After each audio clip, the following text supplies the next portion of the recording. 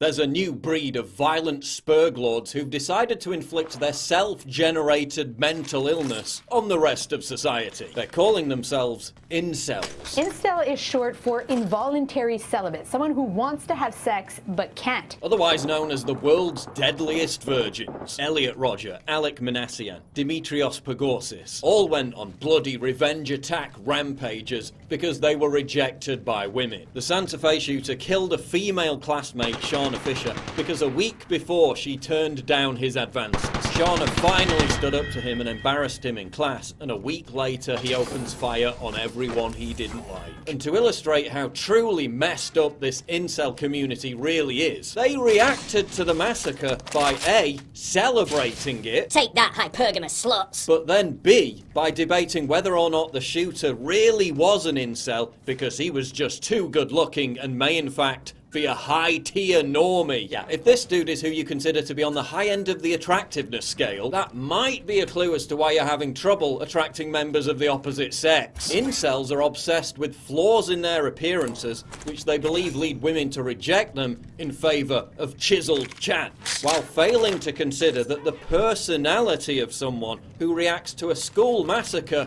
by expressing glee might be something of a turn-off. Yeah, if you're the kind of person who literally calls for the dead victims of a mass shooting to be raped in the morgue, that might provide you with a little hint as to why Stacey isn't interested. All you high school whores, teen thoughts and blowjob Barbies, find the weirdest kid in your class and give them some ass. Use that cooter to stop a shooter. Yeah, as far as chat-up lines go, I think it needs a little work. Now, obviously, the vast majority of incels are never going to turn to violence. Most of them are just self-loathing, maladjusted manlets. I don't have a job. I am ugly. Have you approached many women? Oh, many. And what was the result? Rejection 100% of the time. Imagine my shock. I would start talking to a girl, and immediately she would give me fuck off signals. She would, pull out her cell phone, just start texting her friends, and just hope I would go away. Okay, haircut, lose some weight, lose this desperate defeatist attitude, get some clothes that actually fit properly, and you'll do a lot better. I've had over 1,000 rejections in real life, 2,000 rejections online, so that's 3,000 rejections total. Yeah, maybe not. I aim for obese women, ideally ugly and obese. Jeez, even feminists won't date this loser. That's pretty bad. If I don't get a girlfriend, I will go on a hunger strike. Surely the government has to step in, right? Will they provide me with a companion or what? No, mate. Not even Bernie Sanders believes in the equal redistribution of women. Socialism. Also, when you post comments that literally advocate bashing women's heads in, chances are any potential government allocation of girls' federal agency isn't gonna look too kindly on that. Incels are a byproduct of our increasingly narcissistic, overprivileged society. They're essentially just honest MGTOWs. MGTOWs, men groping their own wiener, men going their own way, supposedly made the choice to be celibate because feminism turned all women into malevolent, scheming harpies. And it totally wasn't because MGTOWs are almost exclusively fat losers who couldn't attract a fly to a turd. MGTOW for 10 years and I've never been happier. Yeah, mate, you're the male version of a cat lady. The only difference is instead of felines, you collect gaming consoles. Surely one way to diffuse any potential incel rebellion is to turn the very word itself into a shameful insult. Don't care virgin? No. Don't care incel. Anyone find it ironic that David Hogg was once an incel? But while incels should be roundly condemned and made fun of, and while their creation does have its origins to some extent in the bitter fever swamps of the alt-right, it's completely dishonest to claim that the left played no role in their emergence. You guys have been crapping all over masculinity for well over a decade. You've indoctrinated a generation of boys and young men that dominant masculine traits, which women are naturally attracted to, are sleazy and sexist. You're as much to blame for creating this army of militant, resentful virgins as anyone else. What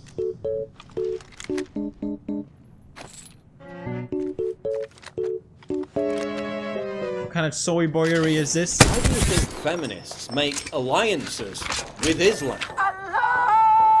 What could it be that they're compensating for? You have this crazy alliance between the feminists and the radical Islamists. Is there an attraction that's emerging among the female radicals for that totalitarian male dominance that they've chased out of the West. You demonized young men in the West for their toxic masculinity while embracing the most toxic brand of masculinity on planet Earth. You scoffed at the atomization, isolation, and alienation of young men. You lefties laughed while male suicide rates soared and their academic attainment levels plummeted. You lectured them about how their natural biological impulses were part of some predatory rape culture, destroying their confidence to the point where 25% of US millennial men think that asking a woman to go for a drink is sexual harassment, while the New York Times published articles like this, saying if you let boys be boys, they will murder their fathers and sleep with their mothers. Do you think any of that possibly had a role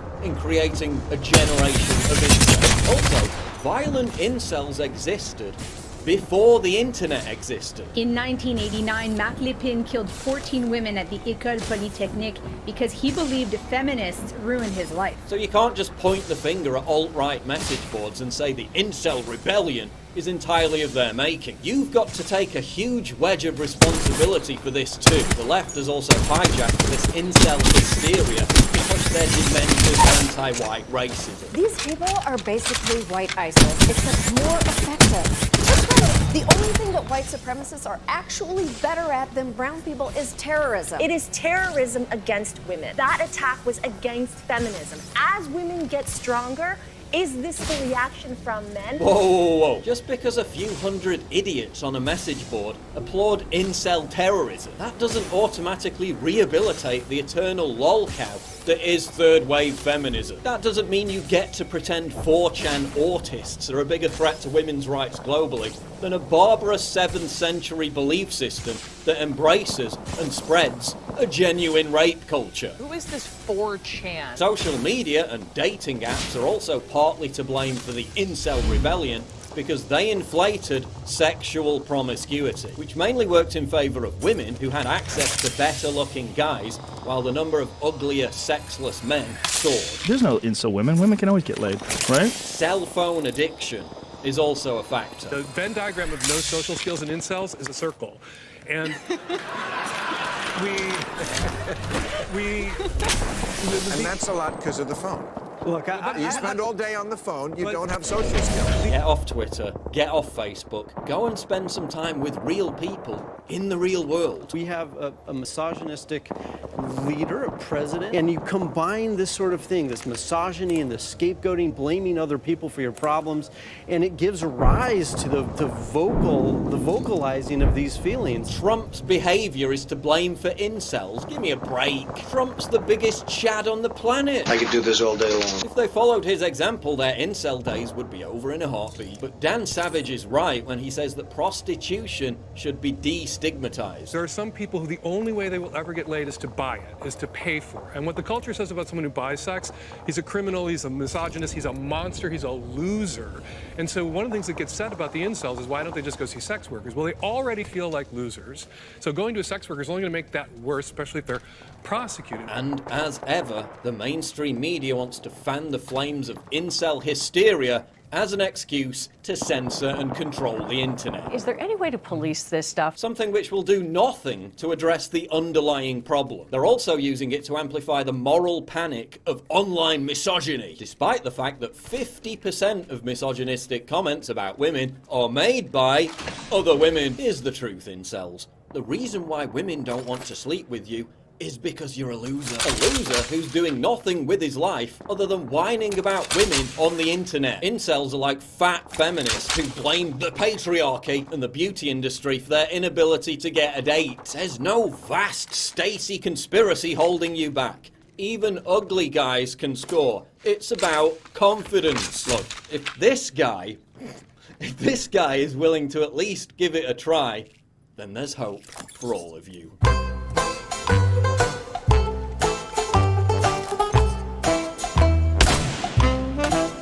What kind of soy boyery is this? But seriously, it's the overindulgent, wallowing self-pity that makes you unattractive. You radiate weakness and desperation. Find a creative purpose in life. Invest your emotions in something you're passionate about, because that's the ultimate aphrodisiac for anyone. Right, make yourself worthy of being fucked. Get off the message boards and get to the gym. Get some hobbies. Get out. Develop your social skills. You got to be oriented towards something, because otherwise you're disoriented. You just spin around in circles and then you suffer. And so do people around you. It's not a good solution. Orient yourself towards something. You have to figure out what it is. What will work for you? The incel echo chamber is only going to make things worse by amplifying the loser life narrative in which you're mired. Retrain that inner voice of conscience and embrace the inner Chad that I know is within all of you. Please click the big red button to subscribe. It really helps me when you do that, and click the bell to allow notifications so you never miss a new video.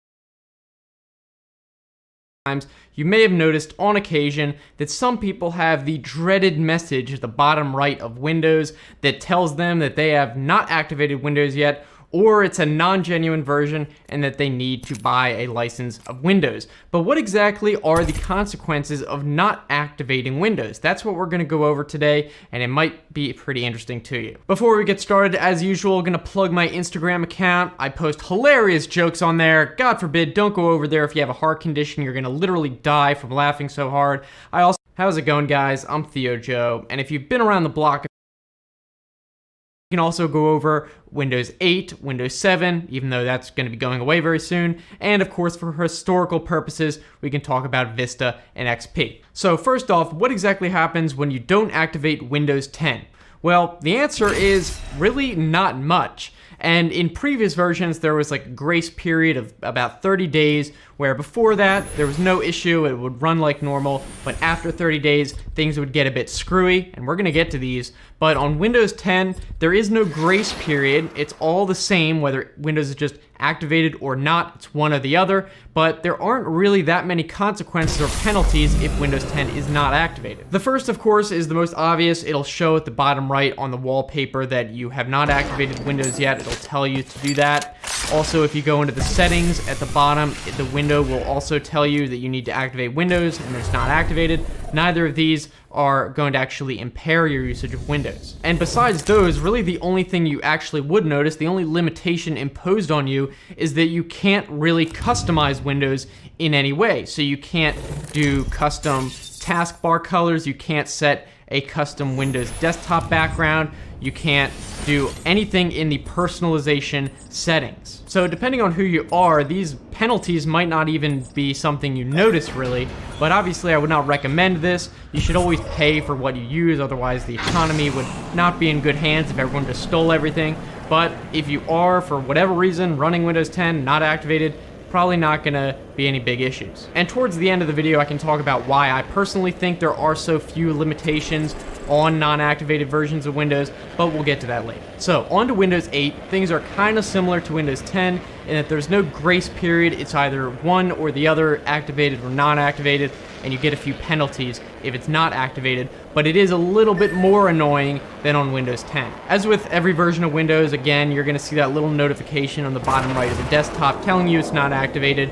but you'll also get some other notifications, like in the actions panel, it'll show you like a little notification saying, hey, it's not activated, and also again in the PC settings, it'll tell you the same thing to activate. And just like with Windows 10, it's the same deal with personalization. There are no settings you can do with personalization, no app colors, desktop backgrounds, things like the lock screen, wallpaper, you can't change account icons, that sort of thing. That's all the same, no customization. So really the only main difference, which is probably the most annoying, is that every 6 hours or so, you will get a full screen activation prompt that will pop up and tell you, hey, you haven't activated Windows. Just a quick reminder, and that should overlay over anything you're doing, which could be very, very annoying depending on what you're doing. If you're like on a conference call or something and you're doing a screen share, then you know, if the activation prompt pops up, that might be a bit embarrassing. Or maybe if you're playing a video game and you're about to clutch the round and it pops up and you die,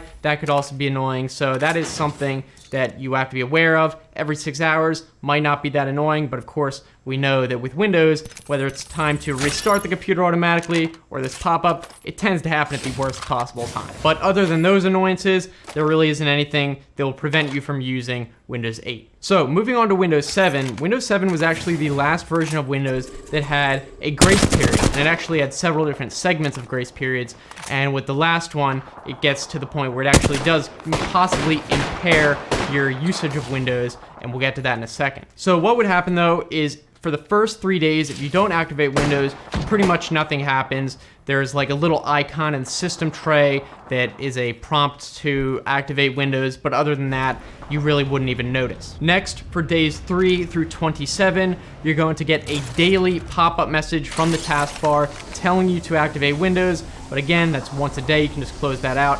You won't really notice anything.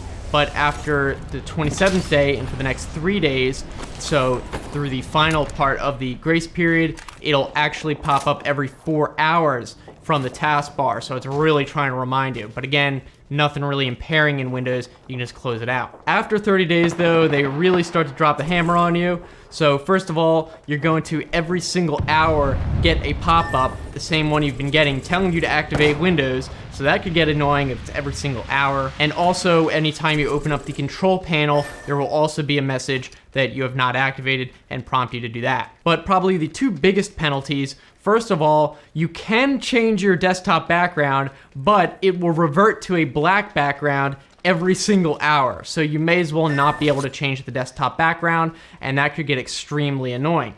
The other biggest penalty possibly is that you will not be able to install system updates at all. So I don't know if this includes security updates and critical updates. It might include just like super essential ones, but feature updates definitely would not be able to be installed. So don't expect anything from that. And that is something that potentially would be detrimental and something that would probably be worth it for a lot of people to upgrade if you want the latest secure version of Windows. But besides those three penalties, the system updates, the wallpaper, and the annoying pop-ups, there really isn't anything actually stopping you from using Windows 7 after that grace period. Next up, we have Windows Vista, which is obviously ancient history these days, but it's still interesting to talk about because Windows Vista was a bit more hardcore when it came to the penalties. Kind of interesting. And the penalties for Vista actually changed at one point. So there was one set of penalties for the first version of Windows Vista release, the RTM release to manufacturer, and then after Service Pack 1,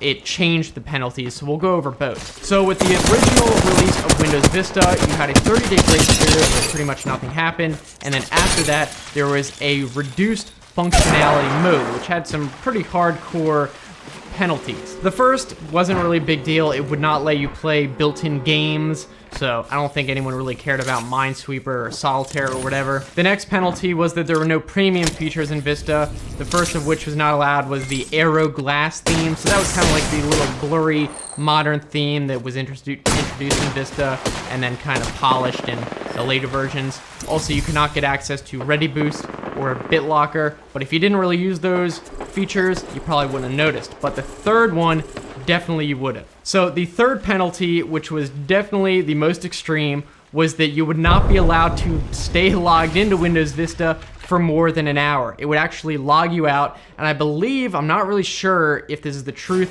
I think it would actually shut down Windows completely, so it would either force you to log in again or possibly even shut down your computer completely. So if you did not activate Windows, really you couldn't use the computer in any meaningful way. Now, after Vista Service Pack 1, Microsoft did chill out a little bit with the penalties. So there's still the 30-day grace period, but you still could technically keep using Windows. It did not force you to log out every single hour like it did before, but it removed the ability to personalize your computer, which is what was carried forward into latest versions, and it would also pop up periodically a thing telling you to activate as soon as you could. However, the most extreme penalty in this case was that it did not allow you to install any Windows updates except critical updates. So this would presumably be for security updates, but if there were any like bug fixes or something, or like feature updates, then you could not get those if you did not have activated version of Windows. Now, finally, onto Windows XP. This one had by far the most extreme penalty that we've talked about in this video, and that is that after the 30-day grace period, you could not use Windows at all. It wouldn't let you boot into Windows. You had to activate it or it would not work. So none of this business about annoying pop-ups and trying to coax you into do it by reducing your personalization. It was either you activate or you're screwed. Now, you might be wondering at this point why Microsoft chilled out and went more lenient over the years, because with Windows XP, obviously, it was like you can't use it at all, and then now we get to the point with Windows 10 where there's very little penalty at all. You can use it as much as you want, you just can't customize it at all. So why did Microsoft do this? Now, I'm gonna give my opinion, and obviously this is not gonna be 100% correct, so don't expect this to be totally true. I could be wrong, but I do believe this is also going to be a similar reason to why Microsoft offered the free upgrade to Windows 10 in the past years. So I think it's going to be the same reason why they pretty much just let you use it without activating. Now, the first thing to note is I expect that Microsoft makes by far most of their money from Windows activations from companies like manufacturers. They're building lots and lots of computers, and they're buying these licenses in bulk and then putting them on all their computers. I think a very small fraction of Windows keys are being sold directly to consumers. So you already have a small percentage of people who are building new computers or actually do want to buy a key to upgrade their version of Windows and put it on their computer themselves, and that's such a small percentage, and probably most of those people are not pirating anyways. If you're building a computer, most people pay for the key, and so it's probably such a small percentage of people that are actually pirating that it's almost not even worth it pursuing those people and spending the money trying to get around them when they'll probably be able to circumvent it anyway, when they're making so much money from legitimate users. And I think that the people who are willing to pirate Windows and go through all that trouble to not be able to customize it, and they really don't want to pay that money, then they are the people who are going to circumvent it anyway, so they're probably not going to recover much money at all from forcing people to try and activate if they haven't. And the other reason, which I think is the same reason they released a free upgrade to Windows 10, is that they just want as many people using Windows, and Windows 10 in particular, as possible. And that way, they can monetize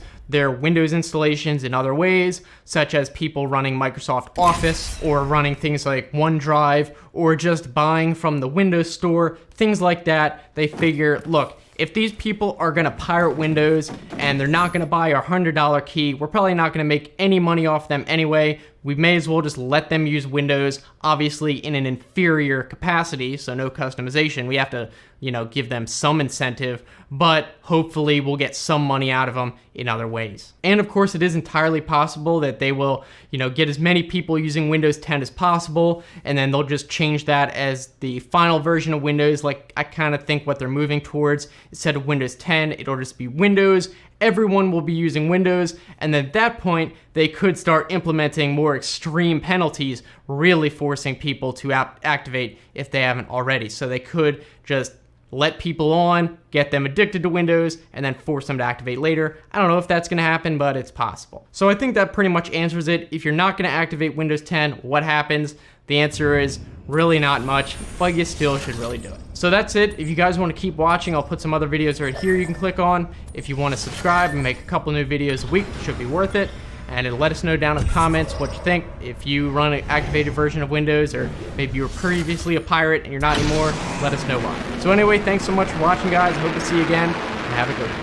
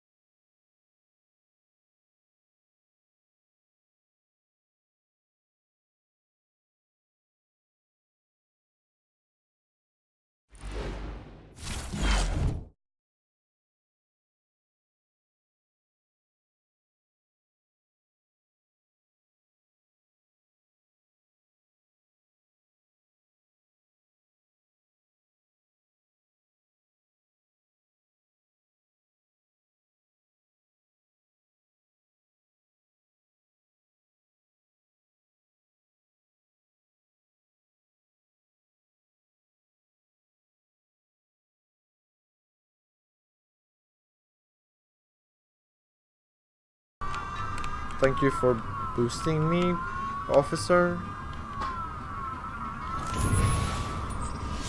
So you just chase him with in a much slower car, but it doesn't really matter because you're gonna get him anyway. If you just don't crash at everything and well, he doesn't crash on anything. The funny thing is he can go through some lampposts like this, just because he's colored like that, and also if he goes on the sidewalk to the right, he can go under the map, just because he falls under the map for some reason. There's just a hole there with just textures.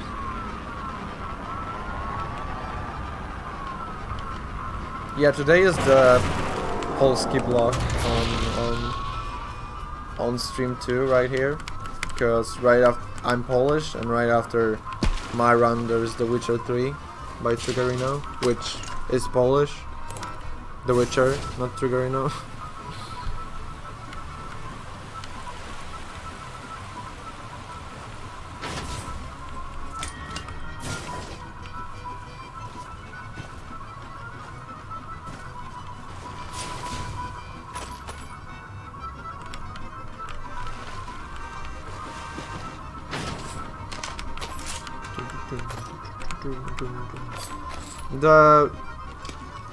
The harbor part is pretty funny because it used to be like a huge shootout. I even like it pretty much because I don't know, you got the Thompson from some of the guys, and the Thompson is always fun to shoot, so that was just cool. Oh yeah, if you hear the Windows sound, that's completely normal.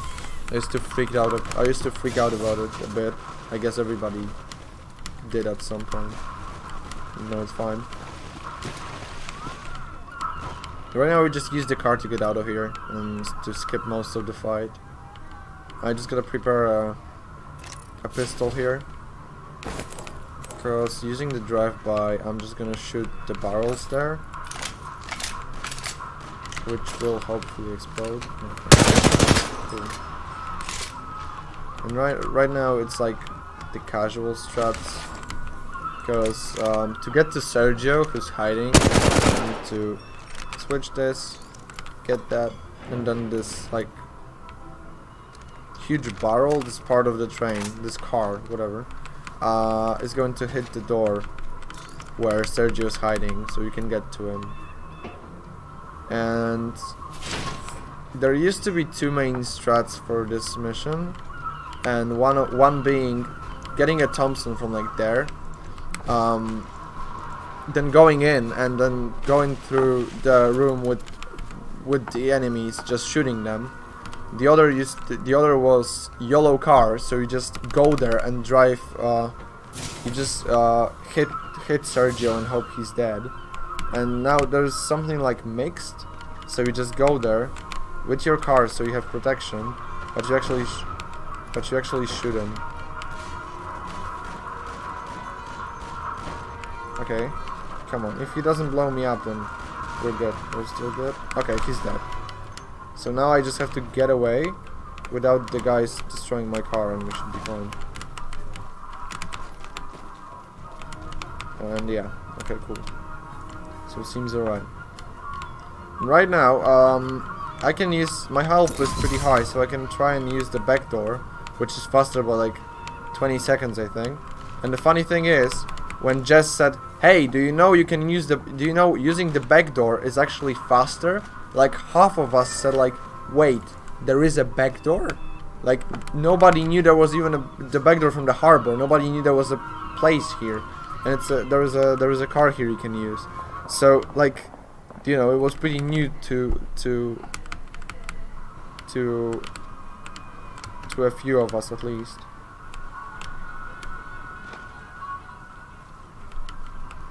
And there are also grenade strats. Yeah, you can pick up grenades when you enter the harbor and then throw a grenade, like kill Sergio with the grenade, which is safe, I guess. But I never really tried it because it's, you know, I usually just get on well with the car strats, and I don't really need anything other than that. So I'm fine with it.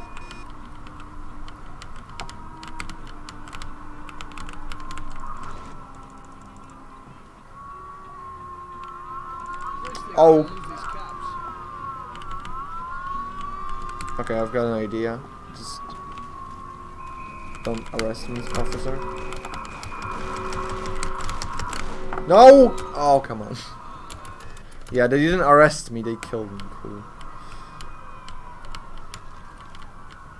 Because if... how do you even discover the second exit during casual play? Exactly, like, no, you know. That's why a few people didn't know it existed. Like, oh. They didn't. Hey, they did. I told them not to arrest me, and they didn't. They killed me. So, the men of their word, I guess. A rookie mistake. Yeah, whatever.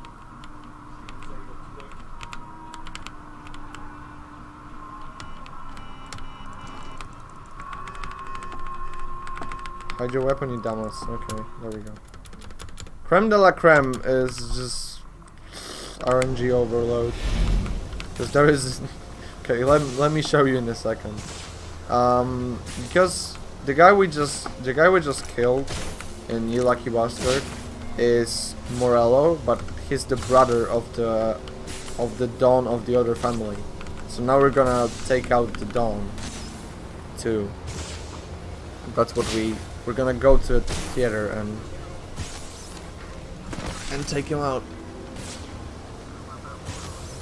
Yeah, we're gonna run with Morello. Yeah, 600 shots per minute from old Tommy gun. Guess who's not getting the Tommy gun? Spoiler, it's me. They're getting... Yeah, we could also stick to ancient ways, so I'm gonna get the ancient ways. Not like I'm gonna use it at all, but okay, whatever. I'm gonna take the Falconer, because we just need a 4-door car. The guy's just gonna get into it, hopefully. Yeah, they don't trust you enough at any moment to give you a Tommy gun. They knew I would shoot just everything in my sight, and quite frankly, they may be right. So okay, right now it's the same as during the horror, so I'm just gonna get out of the car like this, just because I blocked both of the doors. No Tommy for Tommy. Are you gonna take the scenic route? No. By cynic you mean filthy casual strats. No, thank you.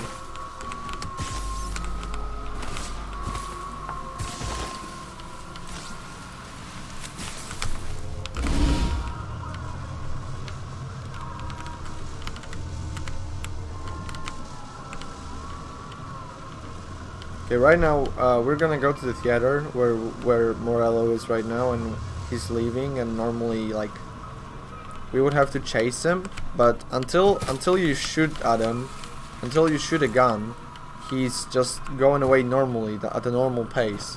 We don't have guys with me because we switched cars, so if I don't shoot, then he'll just go at a normal pace. So slow, and we don't like slow. So I'm just gonna shoot it. I'm just gonna shoot. The music has changed, which is like a sign that he's scared of me now. And that's the beginning of the chase. Now I just want to make sure he doesn't hit anything, so he's behind me. And what's funny is that you can actually lose him. And if you lose him, it's like Morello-esque, like you lost Morello. Which is kind of funny. If I recall correctly, it's you lost Morello. Because normally, casually, he's faster than you, so that's why you lost him. You lost him. But right here, you lose him because you're faster than him. Yeah, Pitbull, this is speedrun. We don't do this stuff here. When is Morello bridge kill? In Mafia Classic Precinct. Classic Precinct, no airport.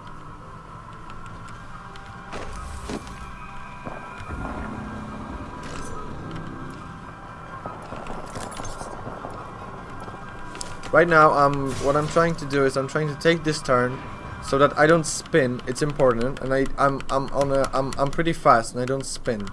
This is looking really good. So let's see. I'm just gonna hit him to slow him down. Morello's gonna try to shoot me, and Polly should be shooting him. But Polly is a dumbass, so he rarely shoots him properly. So that's how it's gonna look like. I'm gonna reload it a couple of times probably to get that good pattern. Like, and I need to not kill Sam. Oh, by the way, the guys just warped to me, and Polly is with me in the car, and Sam is just running there because the mission just makes sure they're with you. Whoa, perfect. 2 shots, dude, incredible. It's kind of a pity it was like the 3rd time and not the first one, because the first one with something like this would be a huge buck, but no. Hey Torix, thanks for good luck. 2 quick ones, yeah. 2 quick ones, and you know, just because I was at the right angle and the right speed, then you could say I was on the perfect line. So yeah. Yeah, I didn't know it was possible. Yeah, it is. You just have to kill Morello. Whatever you do is up to you. If you stop his car completely, you get out, you wait for him to look out the window, and you shoot him, that also works. You just have to make sure he's dead. The problem is his car is completely fireproof, if I recall correctly. So you just have to wait for... You just have to wait for him to look out the window.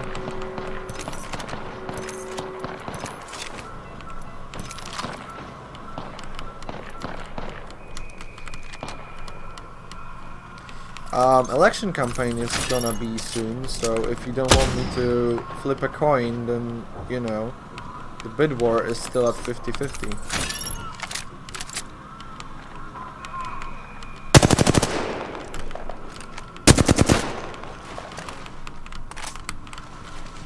Yeah, in any regular car it's pretty hard, but Fuzimi has done this strat with the Bolt Ace even.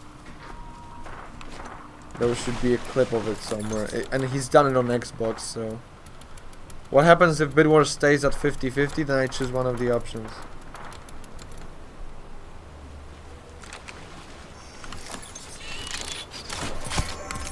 Oh, I screwed it up. Perfect. So you can move on the 1930 something screen, and if you get a little closer to Ralphie, you can make it before he starts working. Before he starts working near the car, and you save like 7 seconds, or kill half the dogs. Yeah, I don't know. Just make sure it doesn't stay on 50-50. Thanks in advance. You still have like 3 minutes.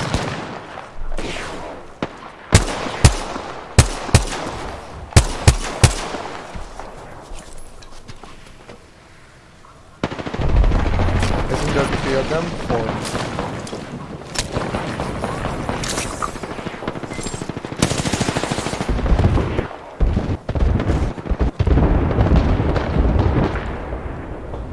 In other words, give money, please.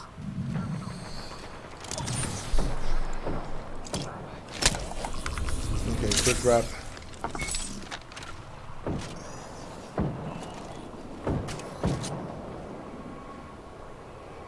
Okay, I just need to hear him talk to me and it's okay. In other words, save the children. Exactly.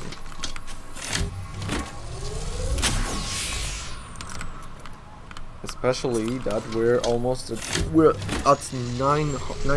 so you can help us get to 10K faster.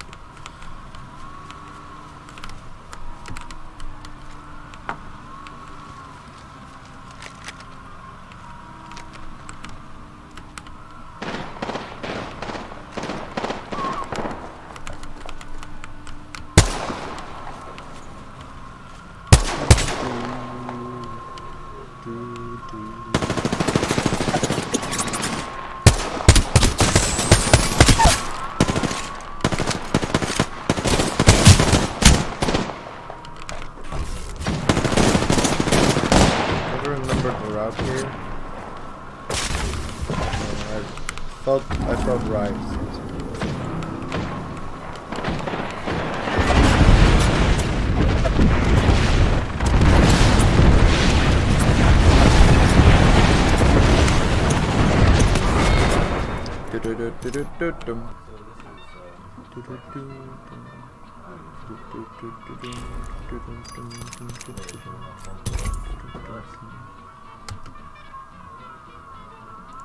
So what you're supposed to assassinate a politician from the tower, from the old prison's tower, and they're working here, and you can kill this guy.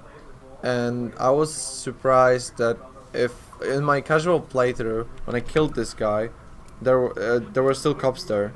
Okay, you can do this little thing here. If you aim, then yeah, you'll see in a second.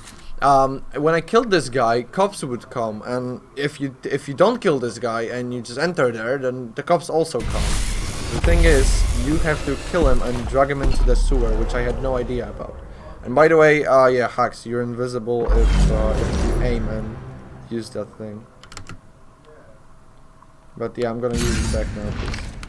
And I would rather see Tommy, especially that it's not like, unlike a trip to the country, you can't really. That doesn't make you invincible, only invisible. So you cannot see Tommy, but you can still take damage, and the enemies still see you, so they can shoot you normally. Watch it, he's coming forward. Heard that, sub 3? I'm coming for you. Like not today, but in general, right? In general. You can aim properly, yeah. So, but then there's that. I want that. Oh, come on. Go away! Thank you. Nice stun lock. Hello? What? Perfect.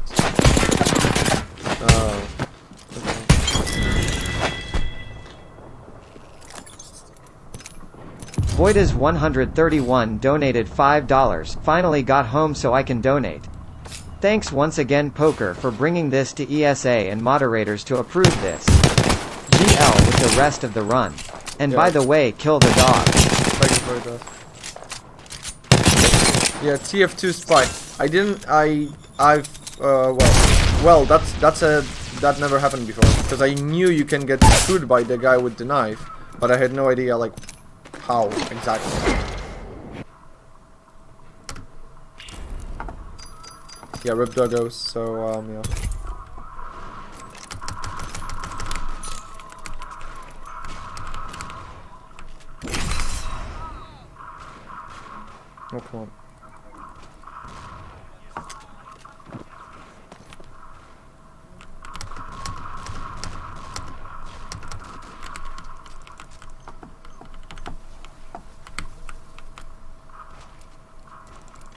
yeah, I should just not. I mean, if you asked me that, then I would probably give the right answer. But I've never had it happen to me. Like, that's, you know, different.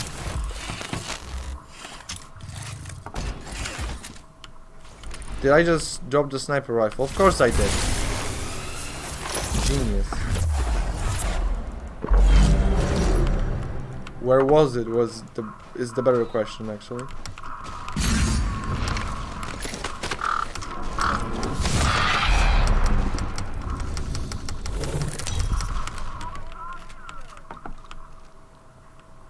Hello?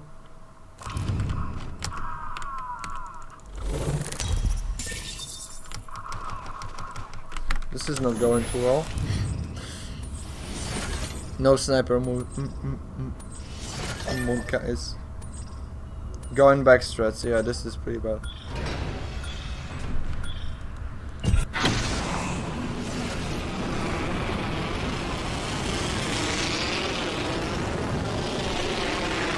Okay, yeah.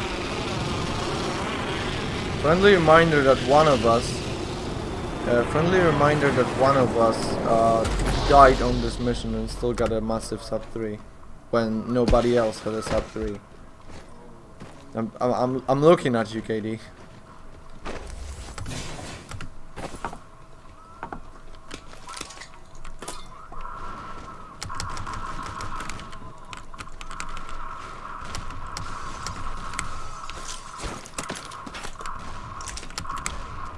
What? 47? Are you kidding me now?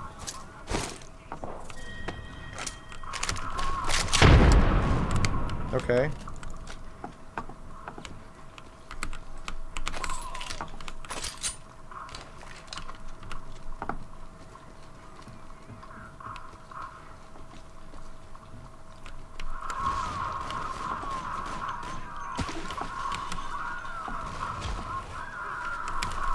No! No! Holy shit. 6 HP, 6 HP, 6 HP.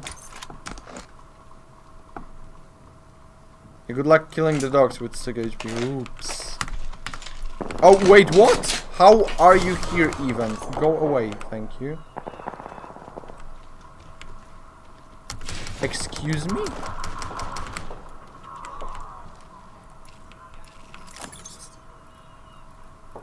How are they?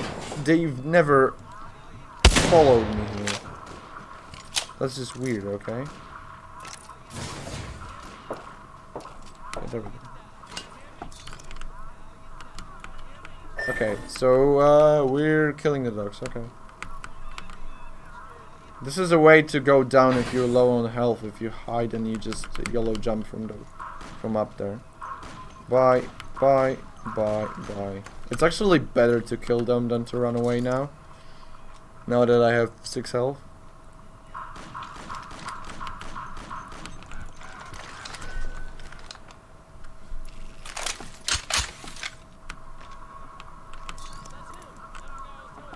Don't get into the car with me and don't shoot me, please. Please. Please. Because one of the officers may want to get into the car with you, and he actually will, for some reason. For some odd reason. And then he'll just go with you until the bar. And when you leave the car near the bar, he may drive by you from his side of the door, or if you block his side, then he'll drive by you on your side of the door. Either way, he's got a Magnum, I think, and it's just, you know, he just shoots you pretty much every time. So you're like likely to lose at least 20, 30 HP. You can avoid him getting in with inventory trick. Okay, I didn't know about that.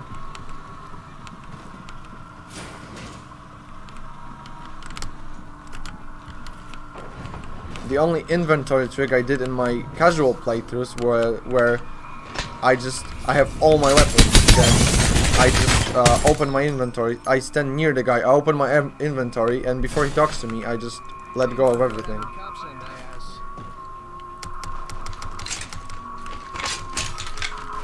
Six HP, by the way. Okay, cool. Okay, just for relaxation, this is one of the examples of skipping a whole save state that we used to have and used to use. And I hope I get the GFR skip. I hope they don't shoot me. The skip itself isn't really hard, famous last words, but I hope they don't shoot me when I'm doing it.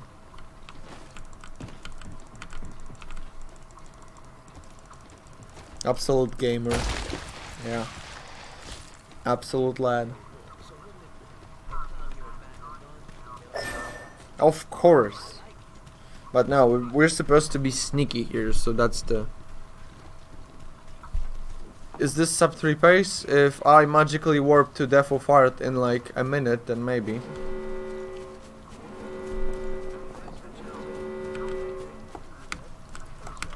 Talking telepathically again. We've learned how to steal a Lassiter, so we're not going to do this. We're instead taking the Falconer again.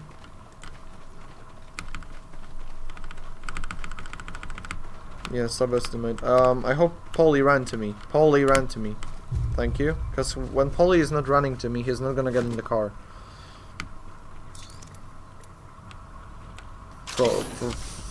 From at least what I realized. Credits warp. Yeah, exactly.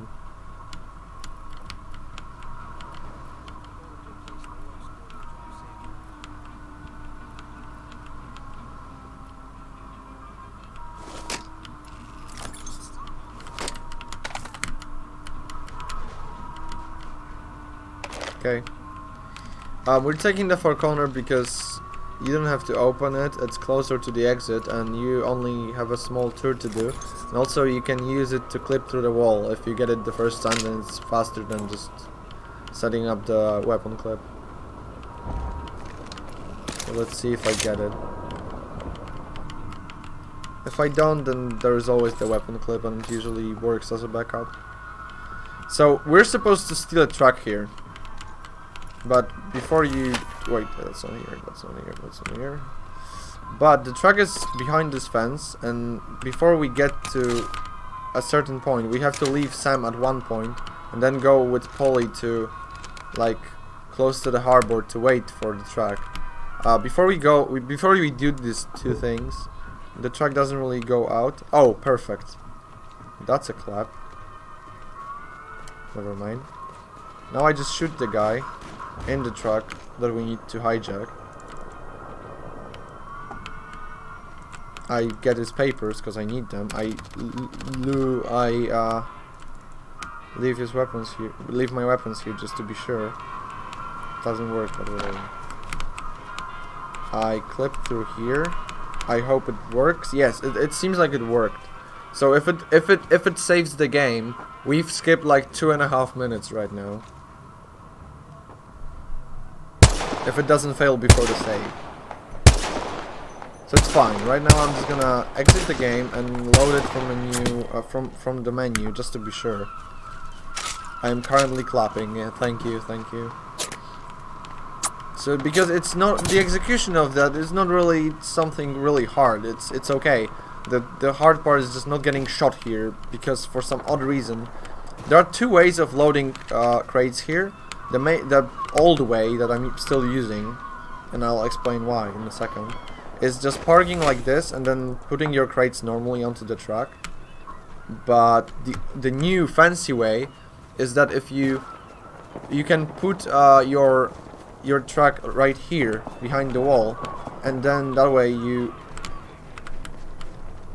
actually you can actually put the crates through the wall and skip this entire cutscene. But with new struts, the guys in the harbor are more likely to take aggro on you for some odd reason.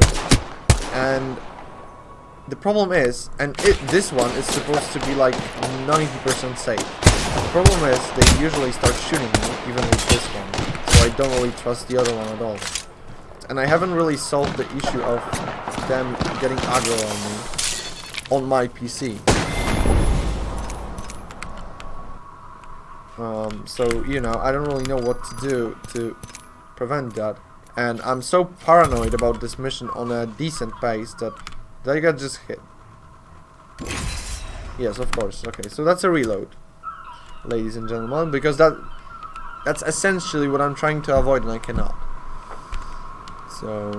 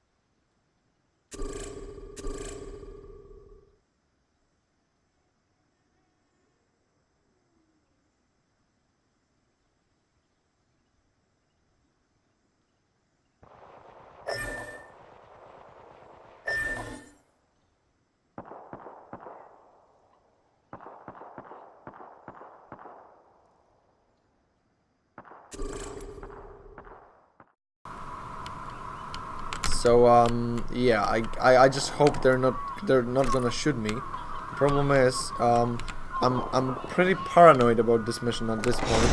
So if I'm running, then any sound, it can even be a seagull, and I still think it's shooting. And any, like, I don't know, any shadow or anything, any graphical glitch, which you see a lot because it's the new hardware, I think that's you know, that's shooting or something. Yeah, when you do old strats to avoid aggro, but you still get aggro. Story of my life.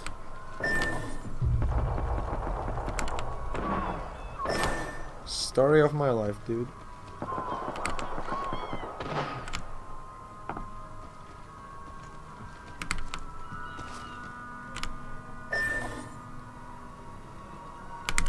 Just to get my mind off whether they're gonna shoot me now or not. Friendly reminder to visit our community website. Oh, they're gonna shoot me again. I'm gonna restart the scripts from the menu again, maybe that'll help. Friendly reminder to visit our community website, Mafia, the City of Lost Heaven Speedrun Demos Archive.eu. I may try to say that again so you can actually catch on. Mafia, the City of Lost Heaven Speedrun Demos Archive.eu.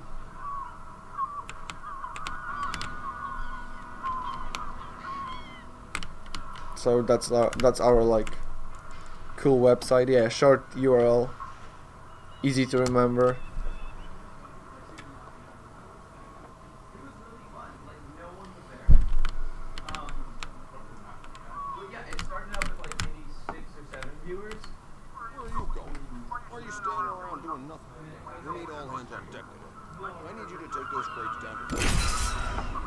What happened? Like, take a guess.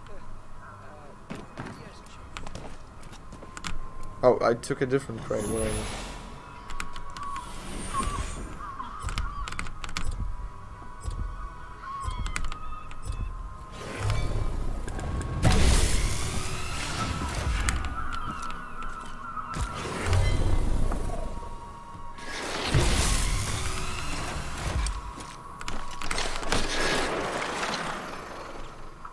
Oh, come on! So that's the one of the reasons I didn't lower my estimate, because I don't really know what causes that, and you know.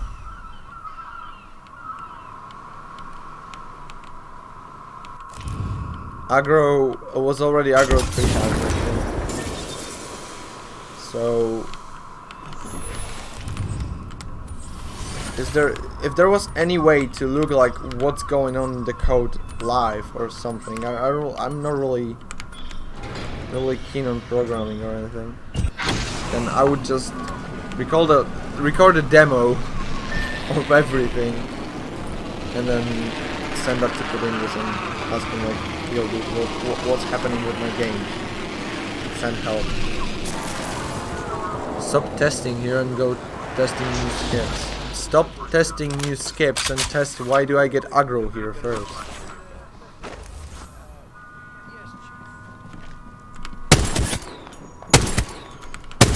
This, if anybody wonders why you know, everybody has like something to add to the final time, then just watch that, because I don't know, it has to be my it's not my PC then. It has to be my game. I don't know why, but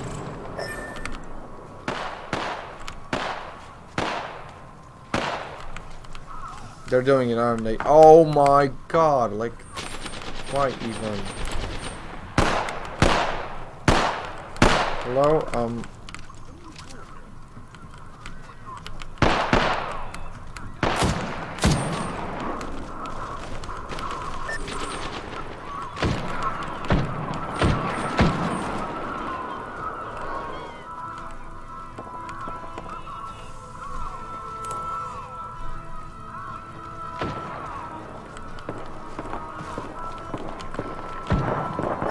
how much does this guy need? Okay, whatever.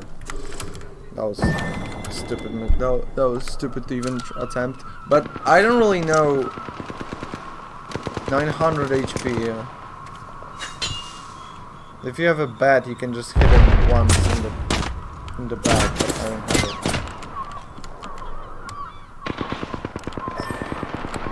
it. Well-programmed game. Yeah, they take aggro. I don't really know why, and it's really weird. So, I don't really know if it's random or not. I don't really know anything. That's how Mafia works. Yeah, exactly.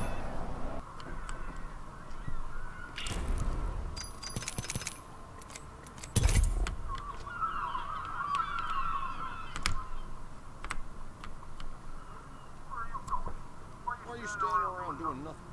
We need all hands on deck today. I need you to take those crates down to the dispatch hall. I'm gonna go take a leak, and it better be done when I get back. Can you try a new strat to see if it will go differently? I could technically, yeah. I could technically do it.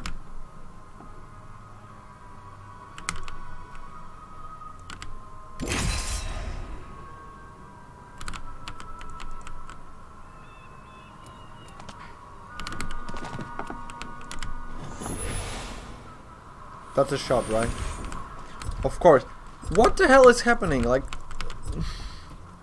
can somebody find a solution to this? I've been getting this all the time, and it's never happened more than twice in a row. So I don't really get it. Okay, I don't really get it. I can try the new strat and see if that works. But that's a horrible choke already, and it's so dumb because 10%, 100% of the time.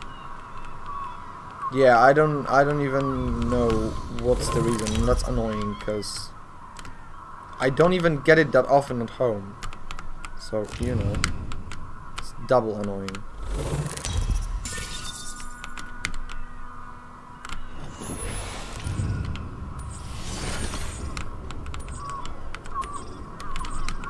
Wait, it has to be parallel to the wall. The wheels turn. Right? Yeah.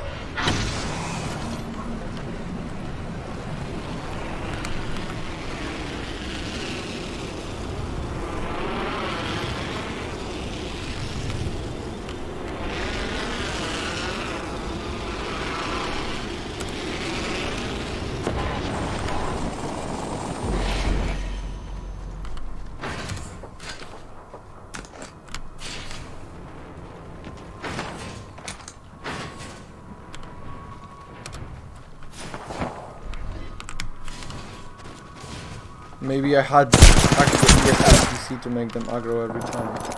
Yeah, thanks dude. If wait, okay, let me just wait until this is over and we'll see.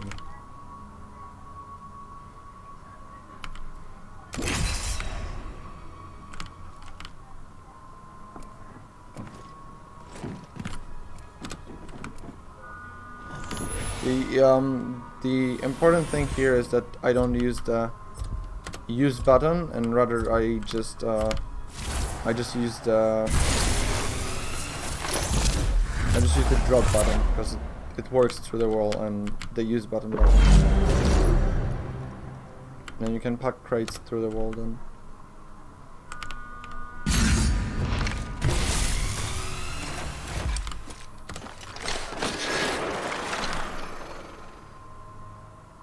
You know you don't have to do it in Mafia 2, right? You can just leave. Oh, come on. This cutscene plays if you look at a very specific angle, and I just did.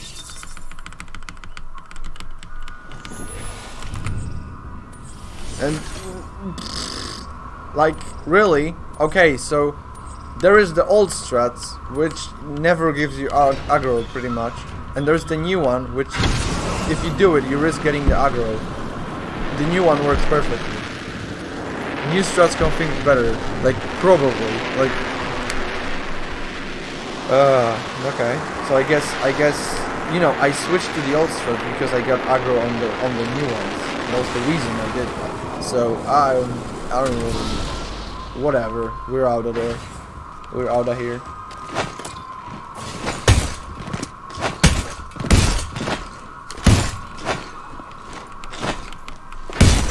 So it's a really good thing. I didn't have a crazy idea of lowering my SD.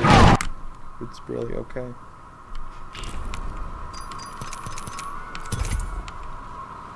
So I guess it's my game, because I don't really know. Like, it's a different PC, and I thought that was my PC's fault. But for some reason they take that aggro on me there too. And in the PB I just got lucky because I didn't get the aggro. But whatever. It's really weird that the new strats work. Oh, I have a pop tire, cool. It's really weird that the new strats worked and the old ones didn't. Right now I have a group of guys chasing me, and I really don't want them to catch up to me, but I think they might actually. If they're far away, then Polly is gonna get into the car with me and we can just drive away, but if they're close I have to fight them. Yeah, being really good at the game and then being really good at the game and knowing speedrun tricks is kind of two different things. Oh, okay, we're done with this setup, guys. Cool. Boy.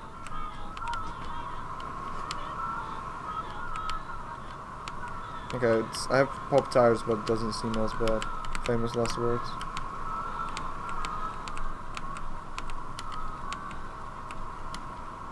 If you want to learn how to do these tricks, Bruce Wayne, then you can just, you know, check out the Mafia Discord and ask. Thanks for that, sir.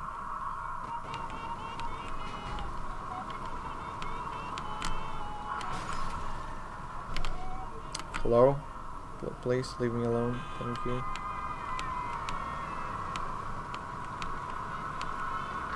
Today was just great. While you two messed around, I carried at least a ton of crates surrounded by guys with guns. Somebody had to do it. You're the youngest. Tim always has the bright ideas.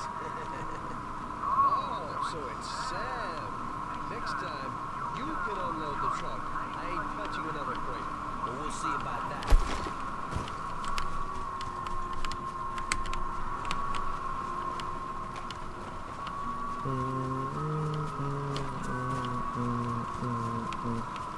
I don't really get what the hell happened on GFR. I don't know. It wasn't even my fault, and it's annoying because, you know, I just don't get it. Cool. Good thing I'm out of there already, but still, huge time loss. Annoying. That's how much.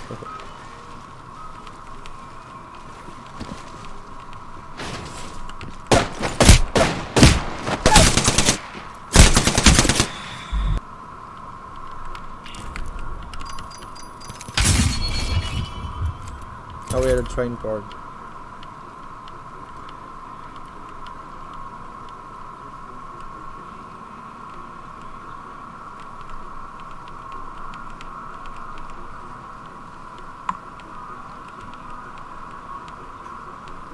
Gas the niggers.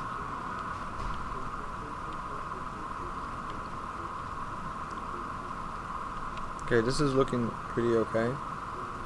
And I immediately get cops. Cool. No, but there was only an officer on the street, so we don't really care about that.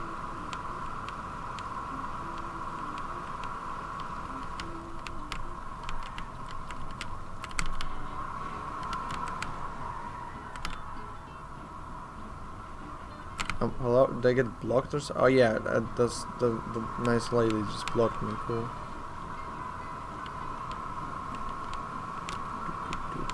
Ah, wrong turn, no. Okay. It's not a huge deal.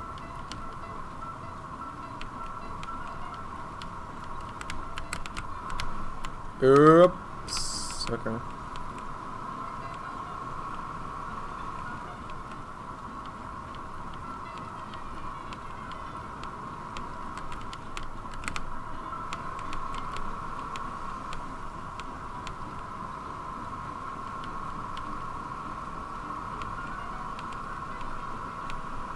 Granny truck, yeah.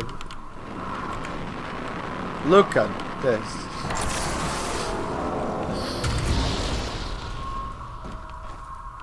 That copper is really bottomless. I think I just hit the bottom one. No, it's still something there. Like I said, I just take tiny sips whenever I actually feel like drinking something. Rather than drink because I want something sweet in my mouth. Look at this. Tell me here's a great driver.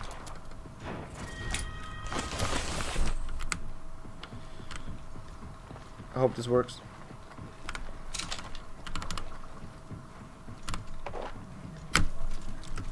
That's not how this works.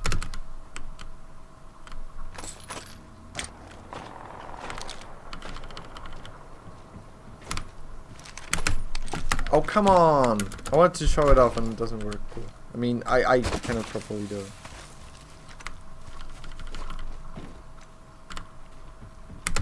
No! Why am I... Okay, I know. Chill, it's fine, it's fine.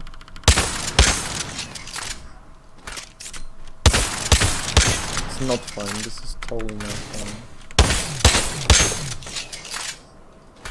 Hello? There we go! Perfect. We just go down here. I didn't save it. I lost like a minute, but whatever. That was a successful kill. Prepare for the most boring part of the game. Saves 1 second, by the way, exactly. Saves minus 30 seconds, exactly.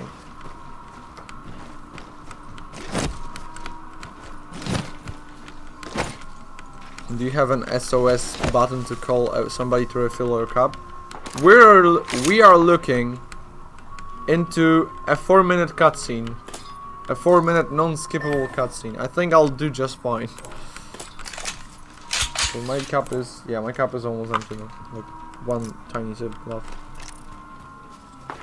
And that's it, lads. Only 3 hours and 13 minutes for one cup to be over.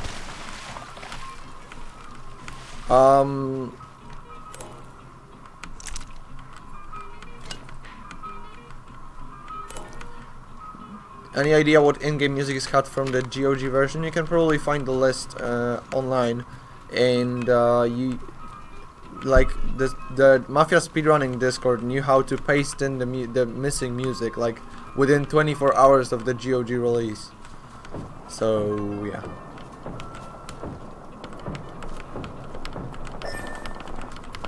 Cup percent world record 313. Yeah. Cup using.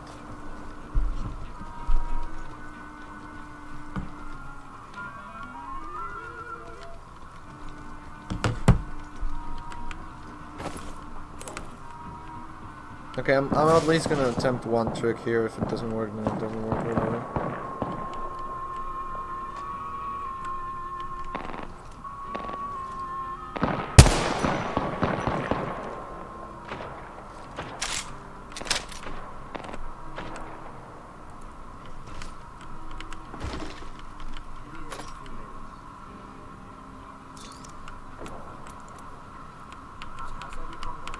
Hello. Okay, it actually worked. Nice.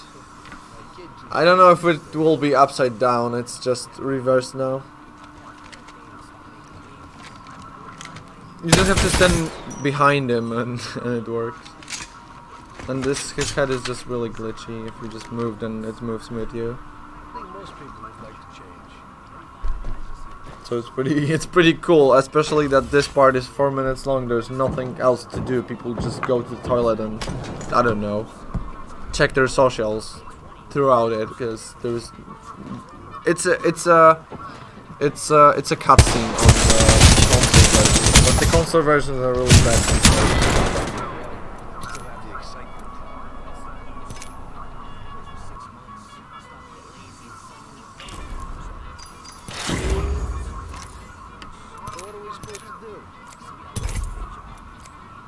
Oh yeah, because these guys want to rob a bank. And if you think they have everything like thought through and you know everything is just fine, then just wait until you listen to Polly's plan. Just wait, because it's incredible. It's perfect. How many times save with this strat? I don't know. If you don't move now, yeah, I'm intentionally not moving. There is a chance his head will turn upside down, but I don't know if it's happening. It's not really always. It's not too consistent. Alexa, play X-Files theme. Yeah. Exactly. New cup attempt. Yeah, I may refill it. And wait, it was 4 that never happened before. Why? Right. Because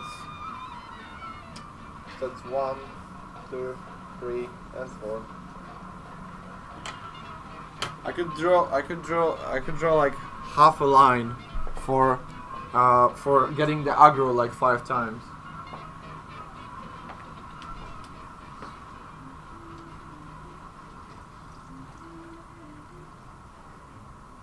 Because even when I got the aggro, it was never more than twice in a row. And now it's 5. Nice pajamas. Yeah, that's my, as Mary called it, hello Mr. My trousers are your dining table or something like this. But yeah. Yeah, Polly seems to be such a nice guy in this mission. He's smiling and everything. I hope nothing bad happens to him. For robbing a bank. All by himself. Yeah, the world record of this game is sick, but 252 is the loadless. 254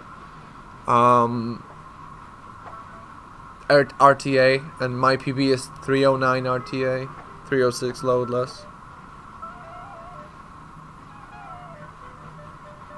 Okay, whatever. Yeah, so just flipped anyway. Yeah, it's back to normal. Cool. Cool story, Bob.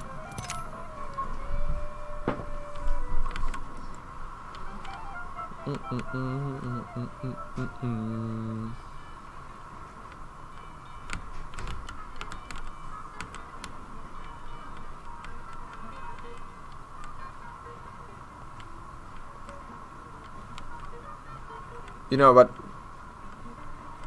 if one of them dies, or I don't know, both maybe, then, well, they broke the rules of the mob. So I guess that's literally how mafia works.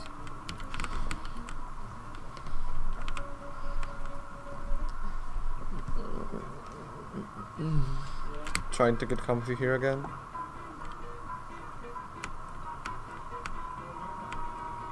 Spoilers.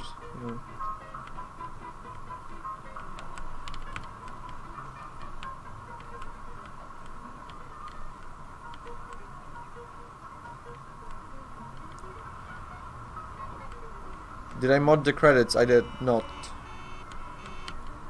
Completely forgot about the credits. That's literally how Mafia works, yeah.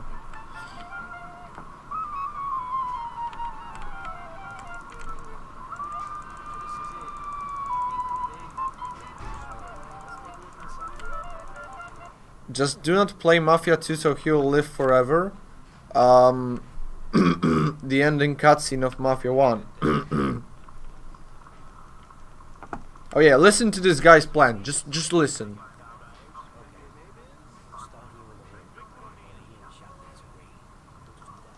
Probably. We gotta means I gotta. We'll have to means I'll have to. I think they will.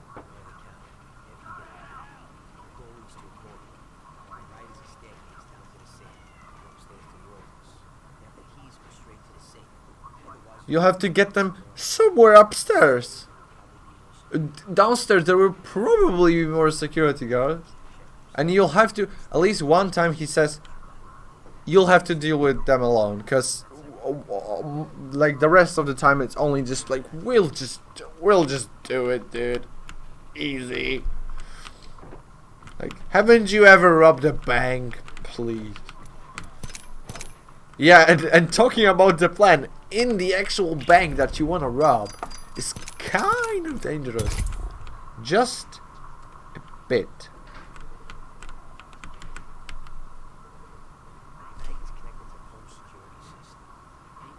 No cameras, no mobile phones, good times. Yeah, exactly. Not putting masks on.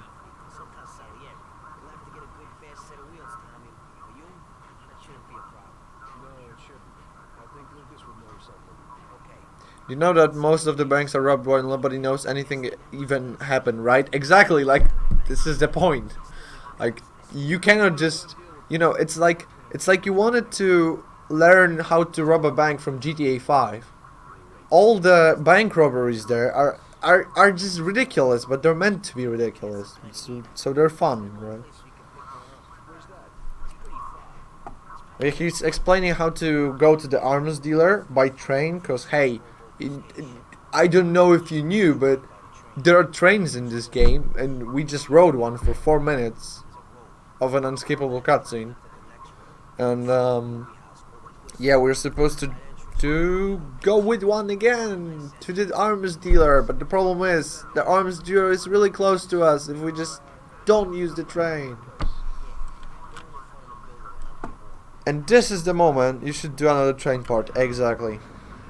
I'll see you later. This is the moment we actually gain control in this mission after 11 minutes. Woo!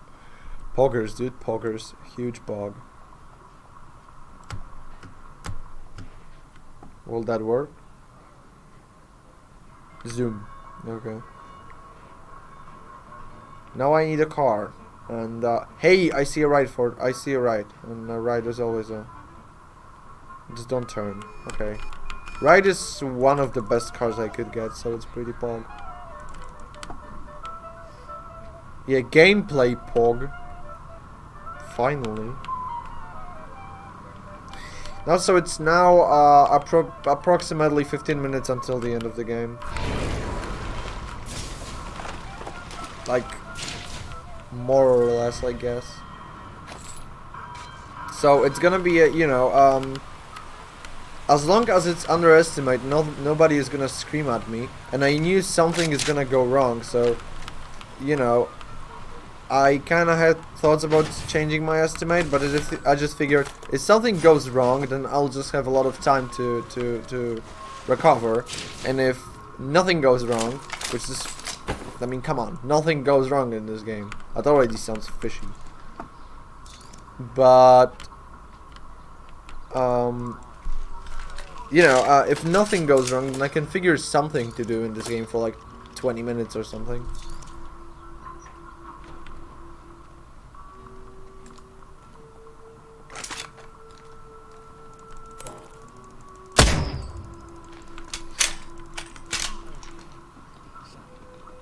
Tommy is such a prankster. I think I want to hear the rest of your no, of that thought.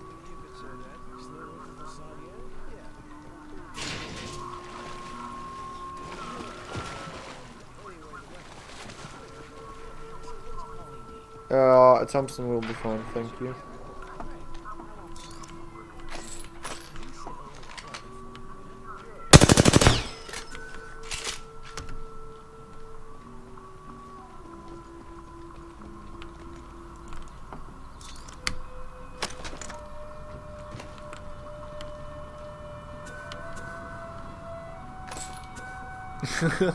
Yeah, that's a prank.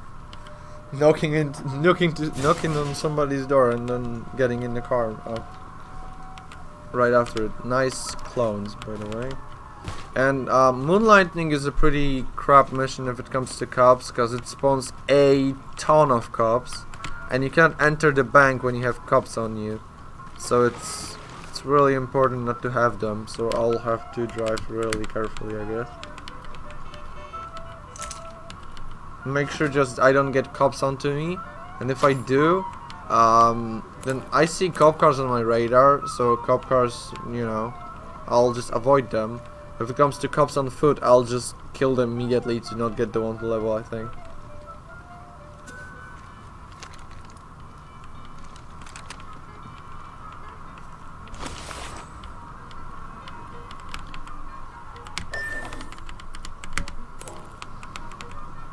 There was a good story I have to tell in a second.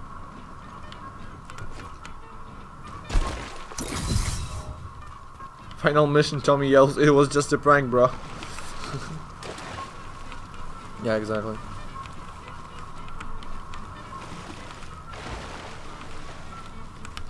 Okay, that's a cop car.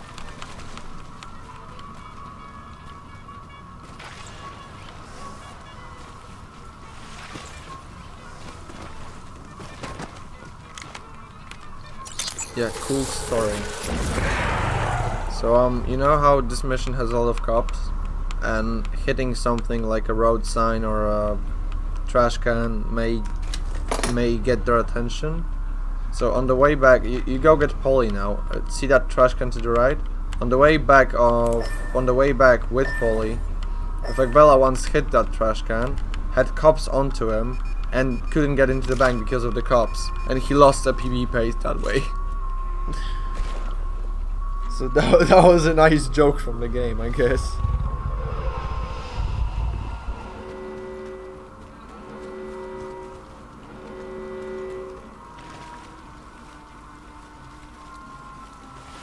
Is he going down here or not? Because, yeah, I always feel like something's gone wrong because you wait so much.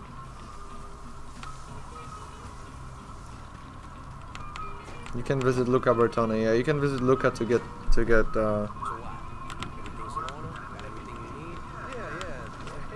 a better car, but we don't wanna. It's slow. I mean, the car may be decent, but we don't wanna go there. No, Dark Souls is overestimated.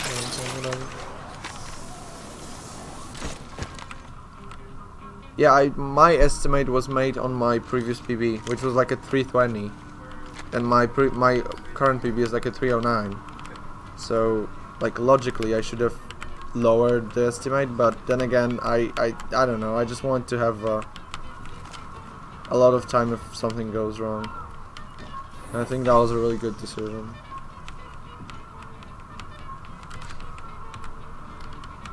Right now we're just going to the bank. I didn't screw up the clip in the very beginning without realizing it, and I didn't lose like 50 HP, so we're at full now. Hopefully until the actual bank. Okay, 52 minutes instead of 45. Nah, not that bad still. Did I play Mafia 3? Mafia 3 doesn't exist. There's no such game as Mafia 3. Oh, I want to.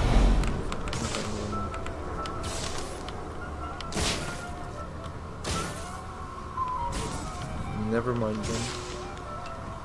Wherever.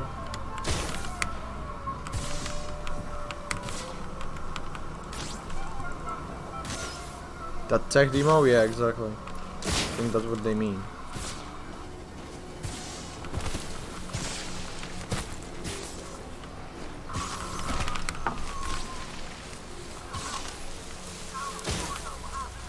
Polly getting his genius cosmic brain plan working, or like quote unquote working. Right now we just take the keys, go to the manager while Polly will just ask at the counter where actually the manager where the manager actually is. Will already be in his office. Taking the keys to the safe. Oh, I forgot about this guy. Hello, buddy. Now just 2 guards downstairs and we're good to go. You can clip through this door, but I don't. You need 2 two-handed weapons for that, and I don't have the shotgun. One of the guards may come here to you, but they didn't. Okay, whatever. Okay, we're good.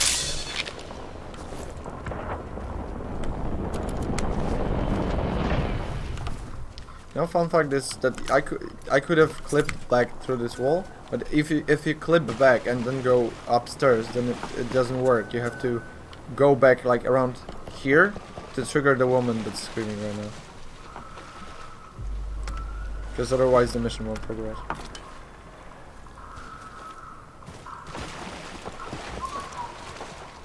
Nobody move, nobody get hurt.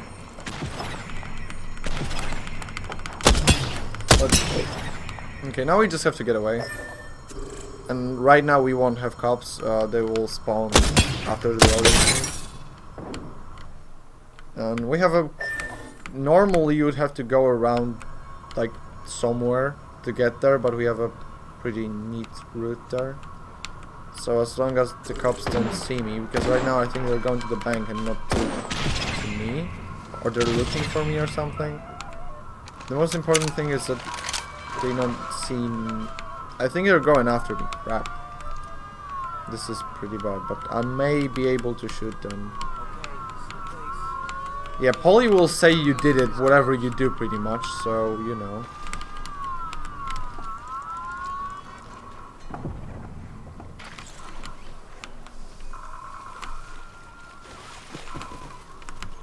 Where's the second cop?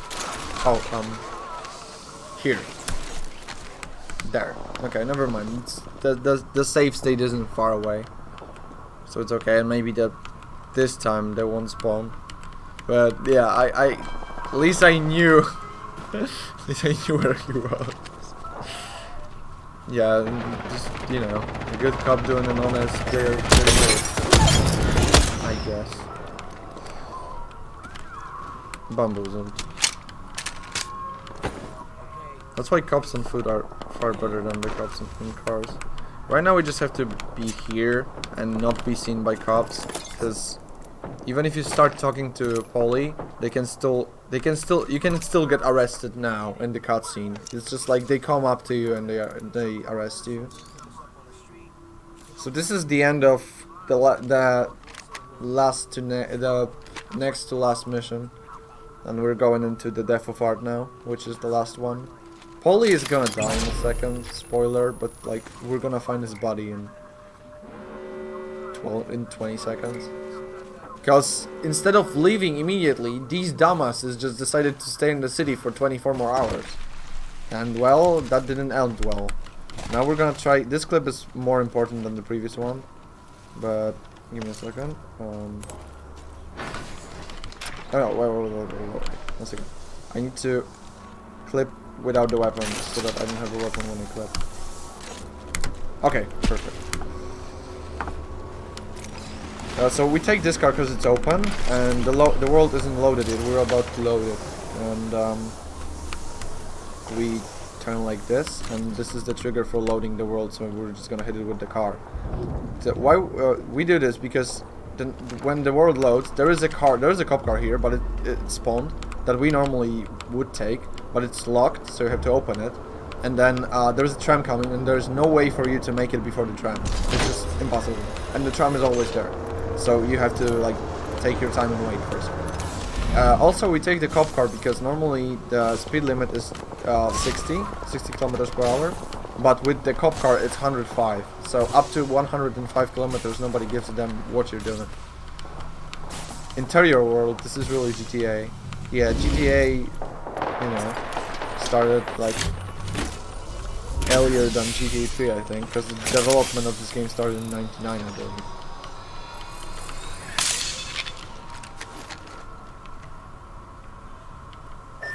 So now we're just gonna go, because the lore is Polly's dead, because, well, surprise, surprise, the guy who controls the whole city found out who was responsible for the bank heist. Gee, who would have thought, right? Oh, that was just dumb. That was just dumb. That was just dumb. That was just super dumb. Oh, well, crap. Okay, I still may enter the... or not. Okay, cool. I started talking and I forgot about the speed limit. Reset that over like KD. Can I just hide behind the car, please? Oh! I forgot about that. So it's a restart, yeah. Sure. Okay. Okay.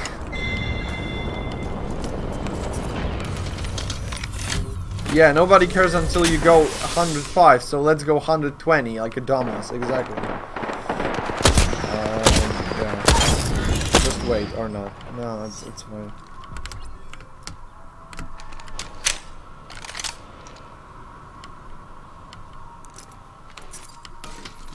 $15 minutes till the end, by the way. Yeah, at 3:25, at 3:24, I said 15 minutes, more or less, until the end. So that's like 3:40 something.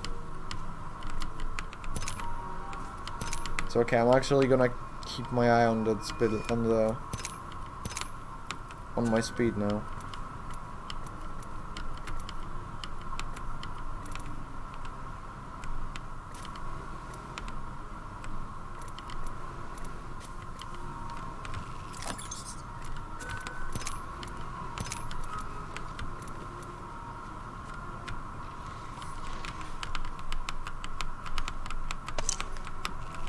Yeah, reverse camera is the pod. Hello, sir? Can I just turn, please? Thank you. And the lore is Sam, which is like our second friend, calls us and tells us he can help us. But then in the actual thing, it turns out he cannot. He just betrayed us with the family, and they just want to kill us. I skipped the cutscene late, cause oh come on. I skipped the cutscene late cause it's if you skip the first cutscene immediately, then the second one won't trigger. And for a really long time, people didn't know what causes the second cutscene not to trigger, and it was a run killer because they thought it was random. And then they just realized if you watch the first cutscene, then the second one works. So then they just realized that you just need to see Tommy's forehead in the first cutscene to make the second one work. Now, right now I just have to survive with 40 HP and we should be fine. Jump to avoid getting shot with the shotgun. Oh, I still got perfect. Okay, this should be fine.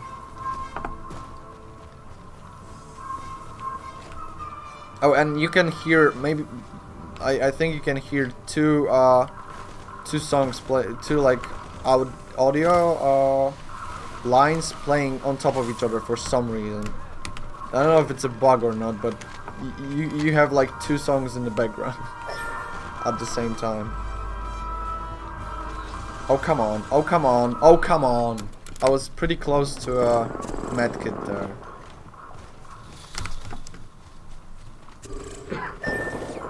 So once again, we trigger the grenade and turn so that we do not get out of the grenade. Take the Thompson. Oh, I take the Thompson. Hello, please.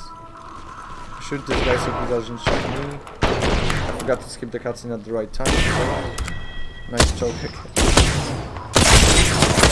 Stun lock. Yeah, the stun locks in this game are really cool. You get that stun lock.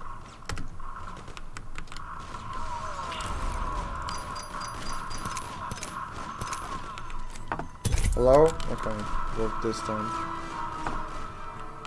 Cutscene glitch, yeah. Cutscene glitch in 2019. Lol.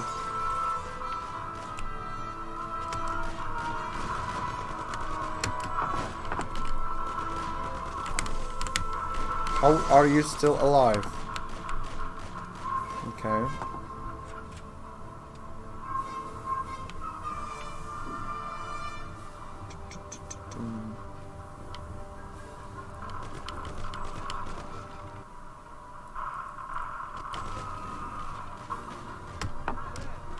Sam.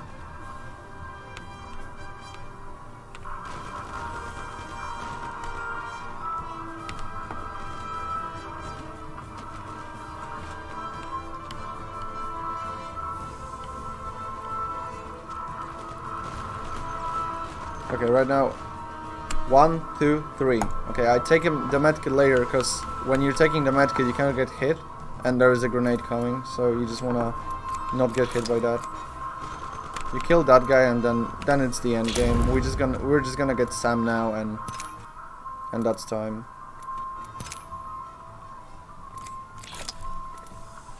So just skip the cutscene here. Okay, 8 HP is not a good idea. And you just start sniping him as soon as possible.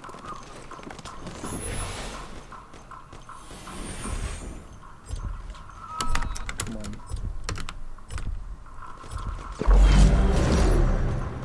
If you just snipe him slowly like that, then after like about, I don't know, 20-30 shots, you should be fine to go. You should be good to go. I think he's good, yeah.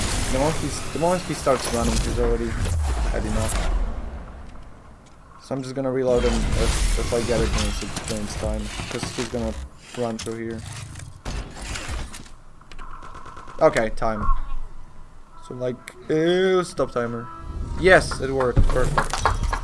Okay, so that was Mafia: The City of Lost Heaven any %. My estimate was high for a reason, because a lot of crap happened throughout the run. Some Most of it probably my fault.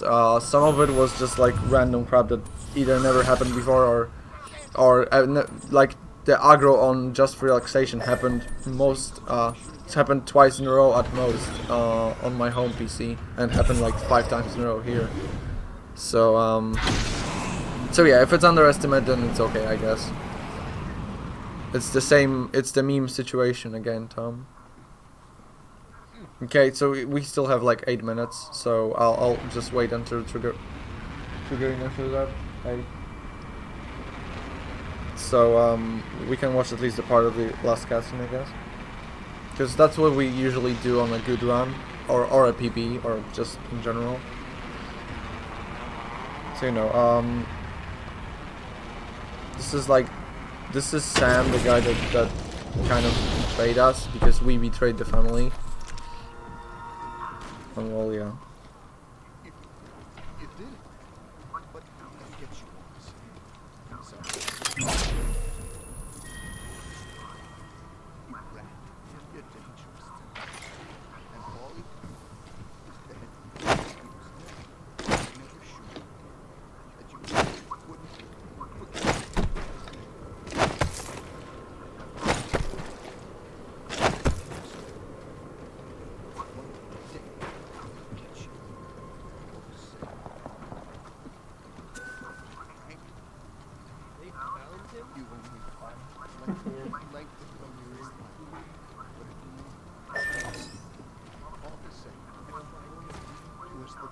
We're gonna show off the space program. Okay, so I'm gonna show off one more thing then, because I forgot about the space program, and it's like a minute long, and then I'll just hand on the PC to Triggerino with Witcher 3. That's Omerta City 2. There is one very specific phone booth in this game that you really don't want to hit at any time. Hello? Because it has some pretty funny effect, and I hope it works this time, because when I tested it on my PC quite some time ago to just see if it works, and I think I did something wrong because it didn't. But you can normally hit phone booths in this game and nothing happens. And yeah, but there is one specific phone booth that you really don't want to hit. It's only you're only near it once in the entire any percent run, but you can pretty much hit it accidentally or just get close to it accidentally before the cutscene happens, and then some weird stuff should happen.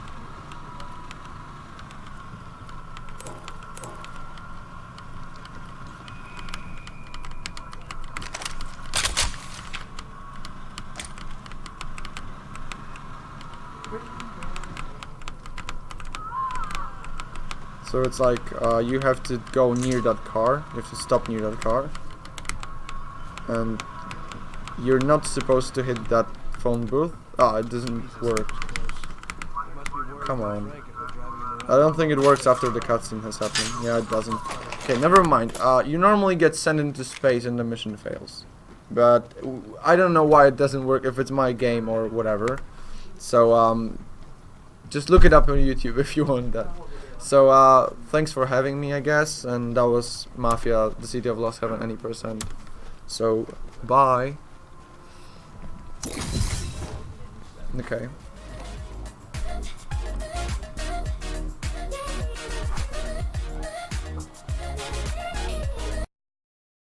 Standard method of modding vCore control. So this overrides the ref-in circuitry.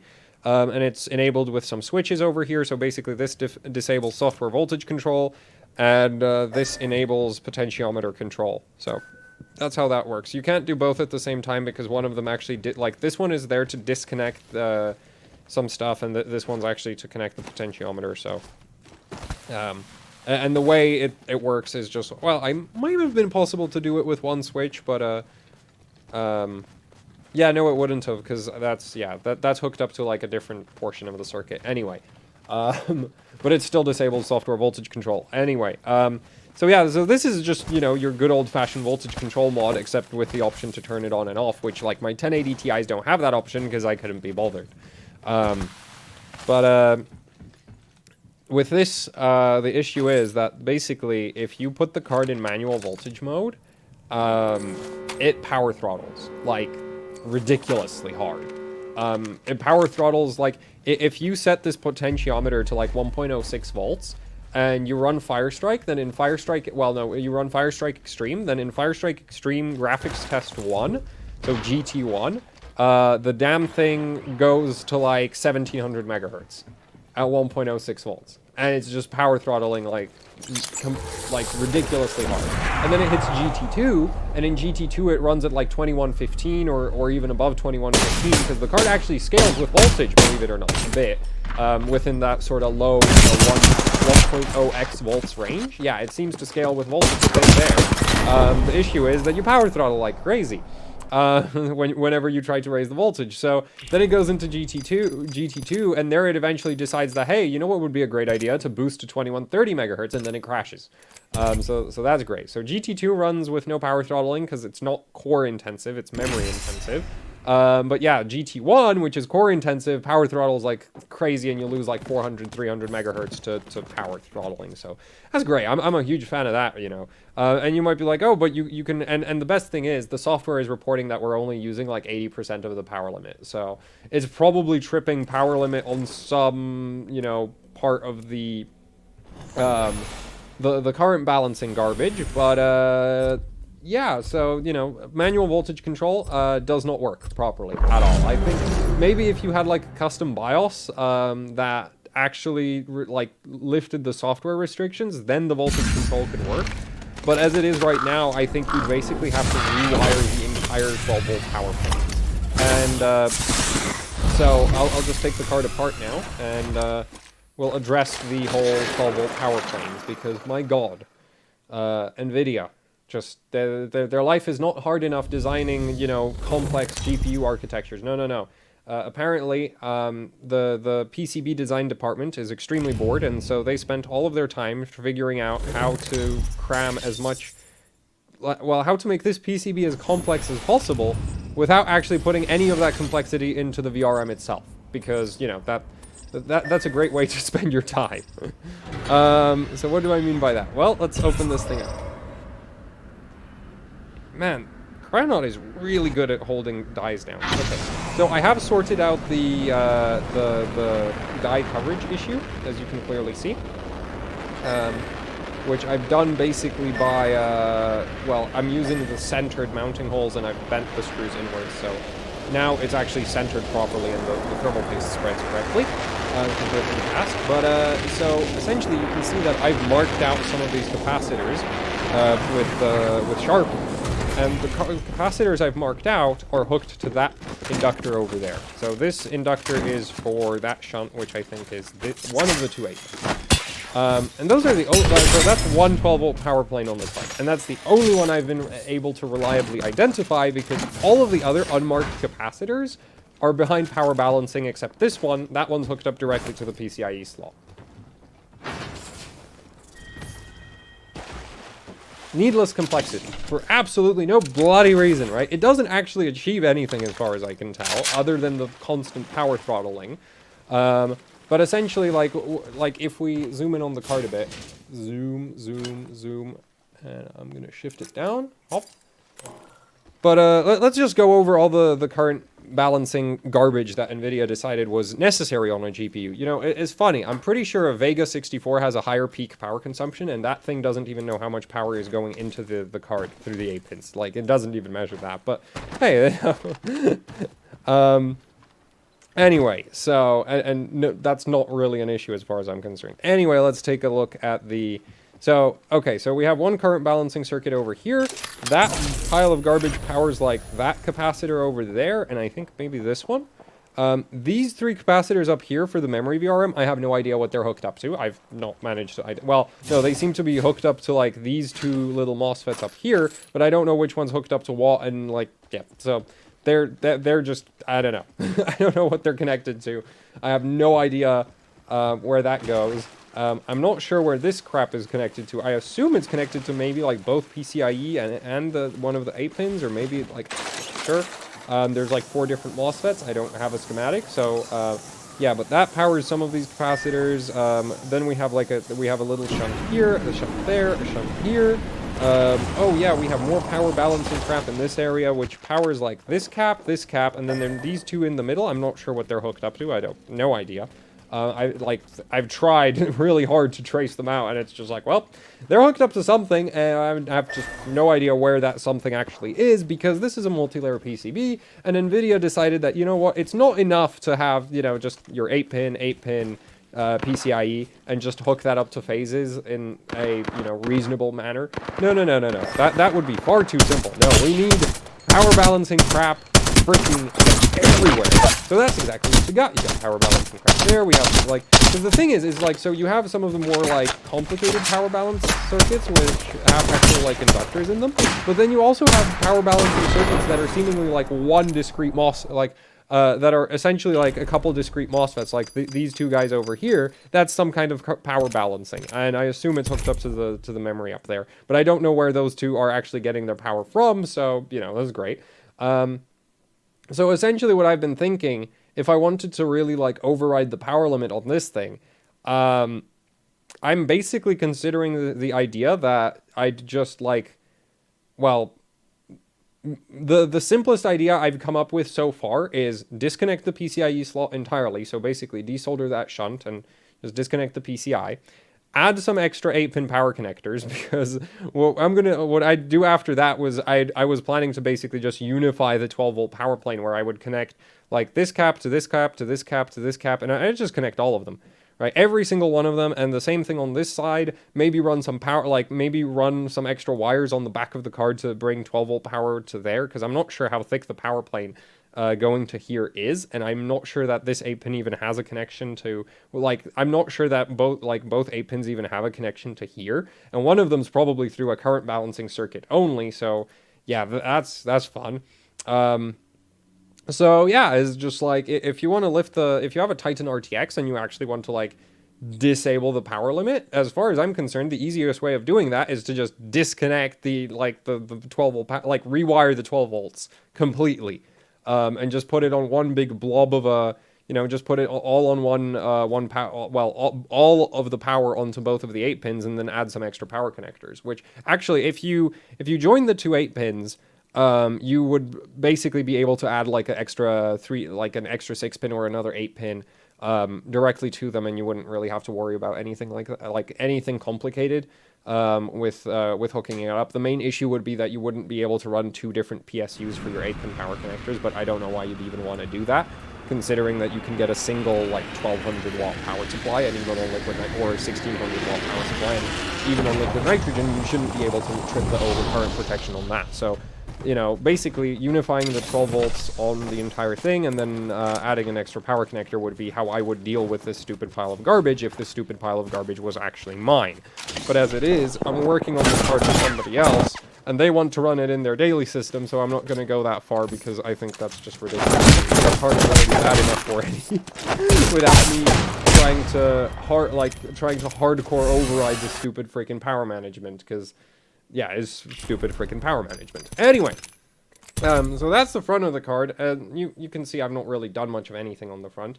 To the back of the card, well, like, I've not done anything to the front of the card, because I basically, you know, I went around marking out the capacitors, realized I have no idea how this thing is wired up, and that I don't want to mess around with it any further than that. So that was the end of that side. On this side, what we got is pretty simple. Well, I will be doing memory voltage control, and that is technically like that controller. And I forgot to zoom out. There. That controller is right there. That's memory voltage. Anyway, back on the card. So yeah, we have core voltage control. We have software control, disable, enable. Potentiometer, enable, disable. That's just the usual way I've done that, except that this is actually re-enableable, which I don't usually bother with, because there's, like, a resistor you need to desolder otherwise, and essentially this replaces that desoldered resistor. Other than that, what I've done is I've added some extra capacitors to the memory system. I've added some extra capacitors to the core voltage. The ones on the core voltage, I have no idea if they work, because the voltage control is just kind of all over the bloody place. And I assume they're not doing much of anything. Though I actually did manage to get a pass of the card in Firestrike Extreme at like 2115 megahertz before I decided to do this video. So I don't know. They might be helping with VREL for maybe. I'm not sure. It's really hard to tell because I can't put the voltage control manual to like do proper A/B testing because freaking card power throttles when you try to do that. Anyway, and then you're not getting real frequency measurements. You're just getting whatever the card decides is adequate for the amount of power consumption you have. Anyway, so the core voltage stuff, I'm not sure that it helps. I think it probably doesn't, because it usually doesn't, but who knows. The memory voltage, on the other hand, so this card came to me and it only was able to run like 1300 megahertz max. As of right now, it's capable of running at least 1375. And I say at least 1375 because I've not checked if it crashes at 1400. Unfortunately, at those kinds of frequencies, it is now hitting like error correction pretty hard, but at least it's stable enough to actually run at those frequencies, because previously it would just crash if you tried to go that high. It would just crash outright if you tried to go that high. And so the conclusion from that is the addition of some 22 microfarad multi-layer ceramic capacitors to the memory chips, as well as these 3 aluminum polymers right here. That actually helps the memory overclock a bit better. So the conclusion from me on that area is that you can see how NVIDIA has all of these unoccupied capacitor pads for like the V-Core, and they also had them, under the, these caps are covering the map, but they're also under, for the memory VRM there as well. So the conclusion from me right now is that NVIDIA should have actually populated all of those, because it does seem to help memory overclocking at least a little bit. And this is a $1,200 card, and capacitors are dirt cheap. So I don't know why they're trying to save cost on those. Same thing on the front. We have these there's 2 bulk capacitors just completely missing from memory power. And I think those could have probably been populated as well. So yeah, probably once I bump up the memory voltage, which that mod will be just implemented as a switch on and off. I don't actually plan to give it memory voltage control, just because that's a pain to wire up compared to just, having the option to bump the voltage up and down. So the memory voltage up down bump, that's probably going to make the card run 1400 megahertz plus, and it's actually going to be stable at like 1375 or something like that. So that's pretty neat. Also, if anybody's wondering, this thing does have GDDR6 memory chips from Samsung, which I guess is why it already ran 1300 before I went to town on it. I wonder how like Micron cards would behave with these kinds of modifications, because like my 1080 Ti's, 1080 Ti's are all Micron because GDDR5X is only made by Micron. But I had a 1070 with Micron memory, and that thing scaled great with, that thing picked up so much memory frequency from a cap mod that it was, I was really surprised. Admittedly, that thing had a single-phase memory VRM, but still, it's kind of ridiculous how much better the card got with just a memory cap mod. And, so this thing right here, memory system, could have probably had a bit more output filtering. And it does make me wonder if, maybe some of the custom cards, especially, say, the Kingpin edition, because that thing has a rather elaborate output filtering system for the memory VRM. I do wonder if that thing won't absolutely kill it on memory overclocking, even at ambient, because, as I said, this is on stock voltage right now, right? And in fact, the core is slightly undervolted because I made a mistake, but yeah, that's kind of so far been the experience with the RTX 2080 Ti for me, and basically, it's like a really annoying 1080 Ti to work with, right? Because you have all of the extra power balancing garbage, and it just gets in the way and behaves really, really stupid. But other than that, I mean, I'm excited for the memory mod, right? That's the last one I'm going to be doing, but the rest of the card is just infuriating. I really wanted proper core voltage control, but at the moment you enable it, it just power throttles, so, there's not really anything I can do about that, because, as I said, I don't really want to screw up the 12 volts, and, because that's potentially a ton of work, and then if, it's a ton of work to actually do that modification in one direction, and then doing it in reverse, if it doesn't work, is probably going to be borderline impossible for me. So yeah, that's fun, Huge fan of working on this thing. And I had a few people suggest, hey, Buildzoid, you should get like an RTX 2060 so you can try, you know, work around NVIDIA's power balancing on a cheaper card. The issue is I don't think the 2060, like I've seen the 2060 PCBs, and they don't have anywhere near as much garbage on them as this does. I think the nearest you can get to a 2080 Ti PCB is the 2080. Because the 2060 and the 2070 are actually on the same exact, like the PCB for those is the same. And I'm also relatively certain that a lot of the board partners aren't bothering with all of the power balancing crap that NVIDIA has. Like, they're just not bothered. Especially like MSI, and I'm a huge fan of that. Like, initially I was like, oh, it's MSI being cheap, and now I'm like, you know what, MSI, that's a good decision, because probably if you try to power mod an MSI card, it'll actually work, unlike on this thing. So yeah, that's kind of the story so far with the first RTX 2080 Ti Buildzoid Edition's development, and the development is slow and no, painful. So yeah, I'm like, I don't know why NVIDIA had to bother with all of the power balancing. Like, I still can't get that through my head. Like, nobody bothers with this, except as far as I'm aware, NVIDIA does now, right? Because it's like, you look at like say Vega. Vega just has 3 12-volt power planes. There's the 8-pin, there's 8-pin 1, 8-pin 2, PCIe slot. There's no fancy, you know, like extra circuitry to connect the power connections differently depending on loading scenario. Because that's basically what it's doing. Because ultimately the VRM has its own current. So the output current, that's balanced by the VRM itself, by the voltage controller. But basically, like, because I've seen a lot of people, I guess, put myself, like, so what NVIDIA's basically current balancing is just like how much power is going through this connector, how much power is going through that connector, and how much power is going through this connector. And it's just like, I don't know why you'd bother with that. These can each take, like, you could just set the power limit per connector to like 300 watts, and you wouldn't need any power balancing crap at that point. You just wouldn't need it. Because as long as the total power consumption, like, if your average, like, as long as your peak power consumption is, like, I don't think, oh, and then you can just make sure that your phase, actually, considering that NVIDIA has, like, the power stages running in parallel, right? So, like, I'm not sure how exactly it is divided up, but there's a bunch of power stages that, like, there's 3 power stages that aren't in parallel, and then the rest are. Yeah, because that's 10 plus 3. But the thing is, it's like, so you have like 5 phases on here where you have 2 power stages in each of those 5 phases. So I don't get why they didn't, like, the easiest way to current balance that would be put your 3 phases on the PCIe slot, right? Or put 1 phase on the PCIe slot, the other 2 on each of the power connectors. And then for the remaining 5 phases that have parallel power stages, right? Put each of the power stages on a different power connector. That way when the whole phase turns on, right, assuming the power stages are, you know, relatively matched in their, like, manufacturing tolerances, they'll pull the same amount of power from each of the connectors, right? Like, if like, let's just say these 2, like this choke and this choke, are in the same phase. I think they might be.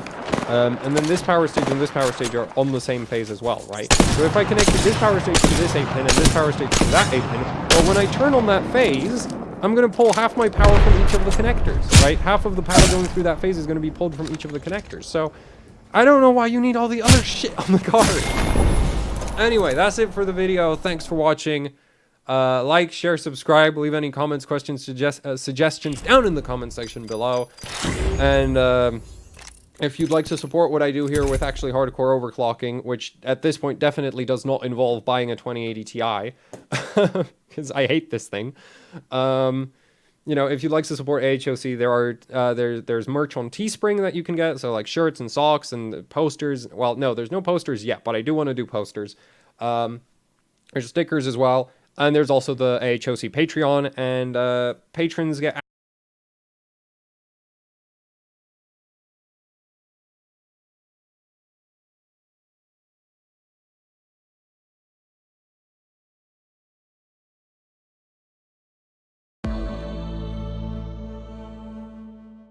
Ladies and gentlemen, my name's Paul, and in this Red Gaming TechCon video, we're going to be discussing Navi, as there has been a substantial leak concerning AMD's upcoming GPU.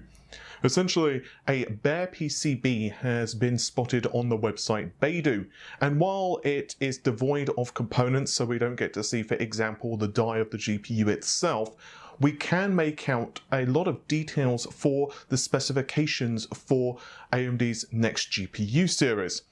Now, it is important to realize that we don't know exactly what this board represents. We don't know if it's the highest end SKU of the Navi lineup, or it could be, let's say, the mid-tier, and we also don't know if AMD are just experimenting. So, for example, at the very top, we can see two 8-pin power connectors. Well, we can't see them, but we can see the space where they're going to be actually soldered onto the PCB.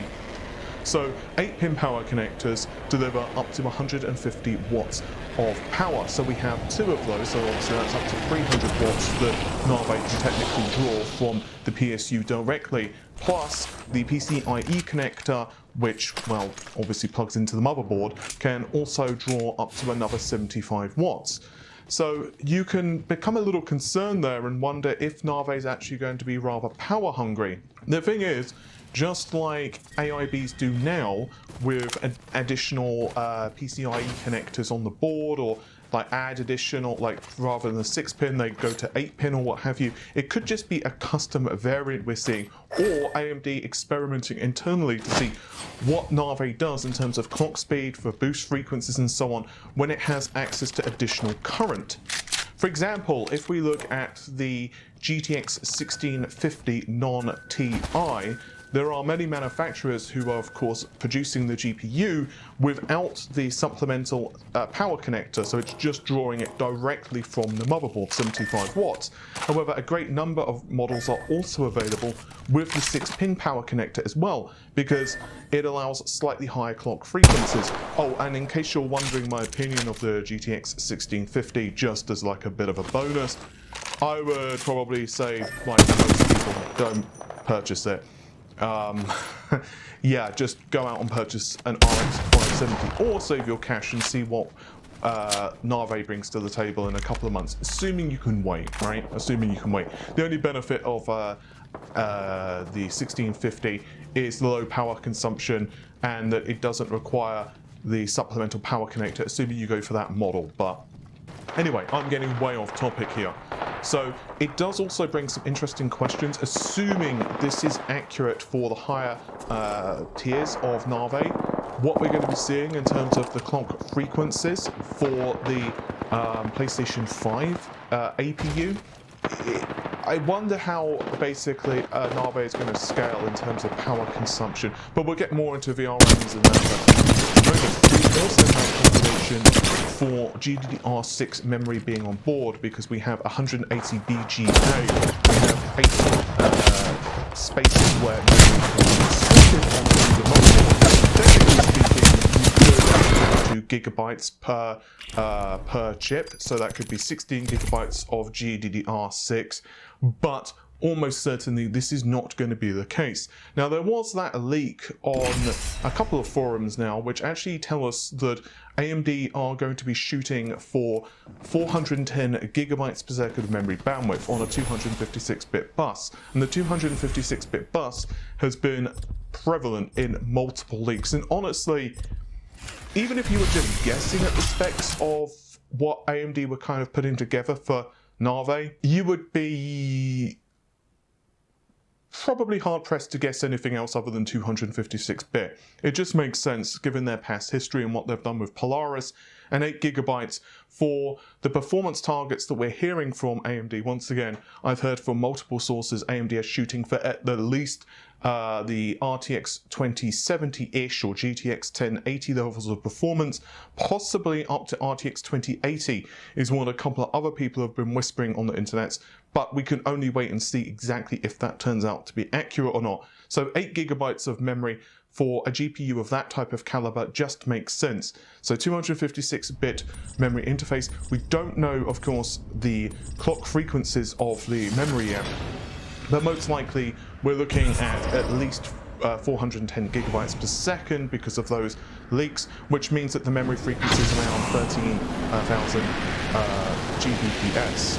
Keeping to the connectors though for a second longer, we can also see there are spaces for what appears to be 2 display ports, a single HDMI port, and possibly a USB Type-C port, which would mirror very closely to what Nvidia are doing with the USB Type-C Virtual Link. Obviously, we can only wait to see if that's true, but it does make sense.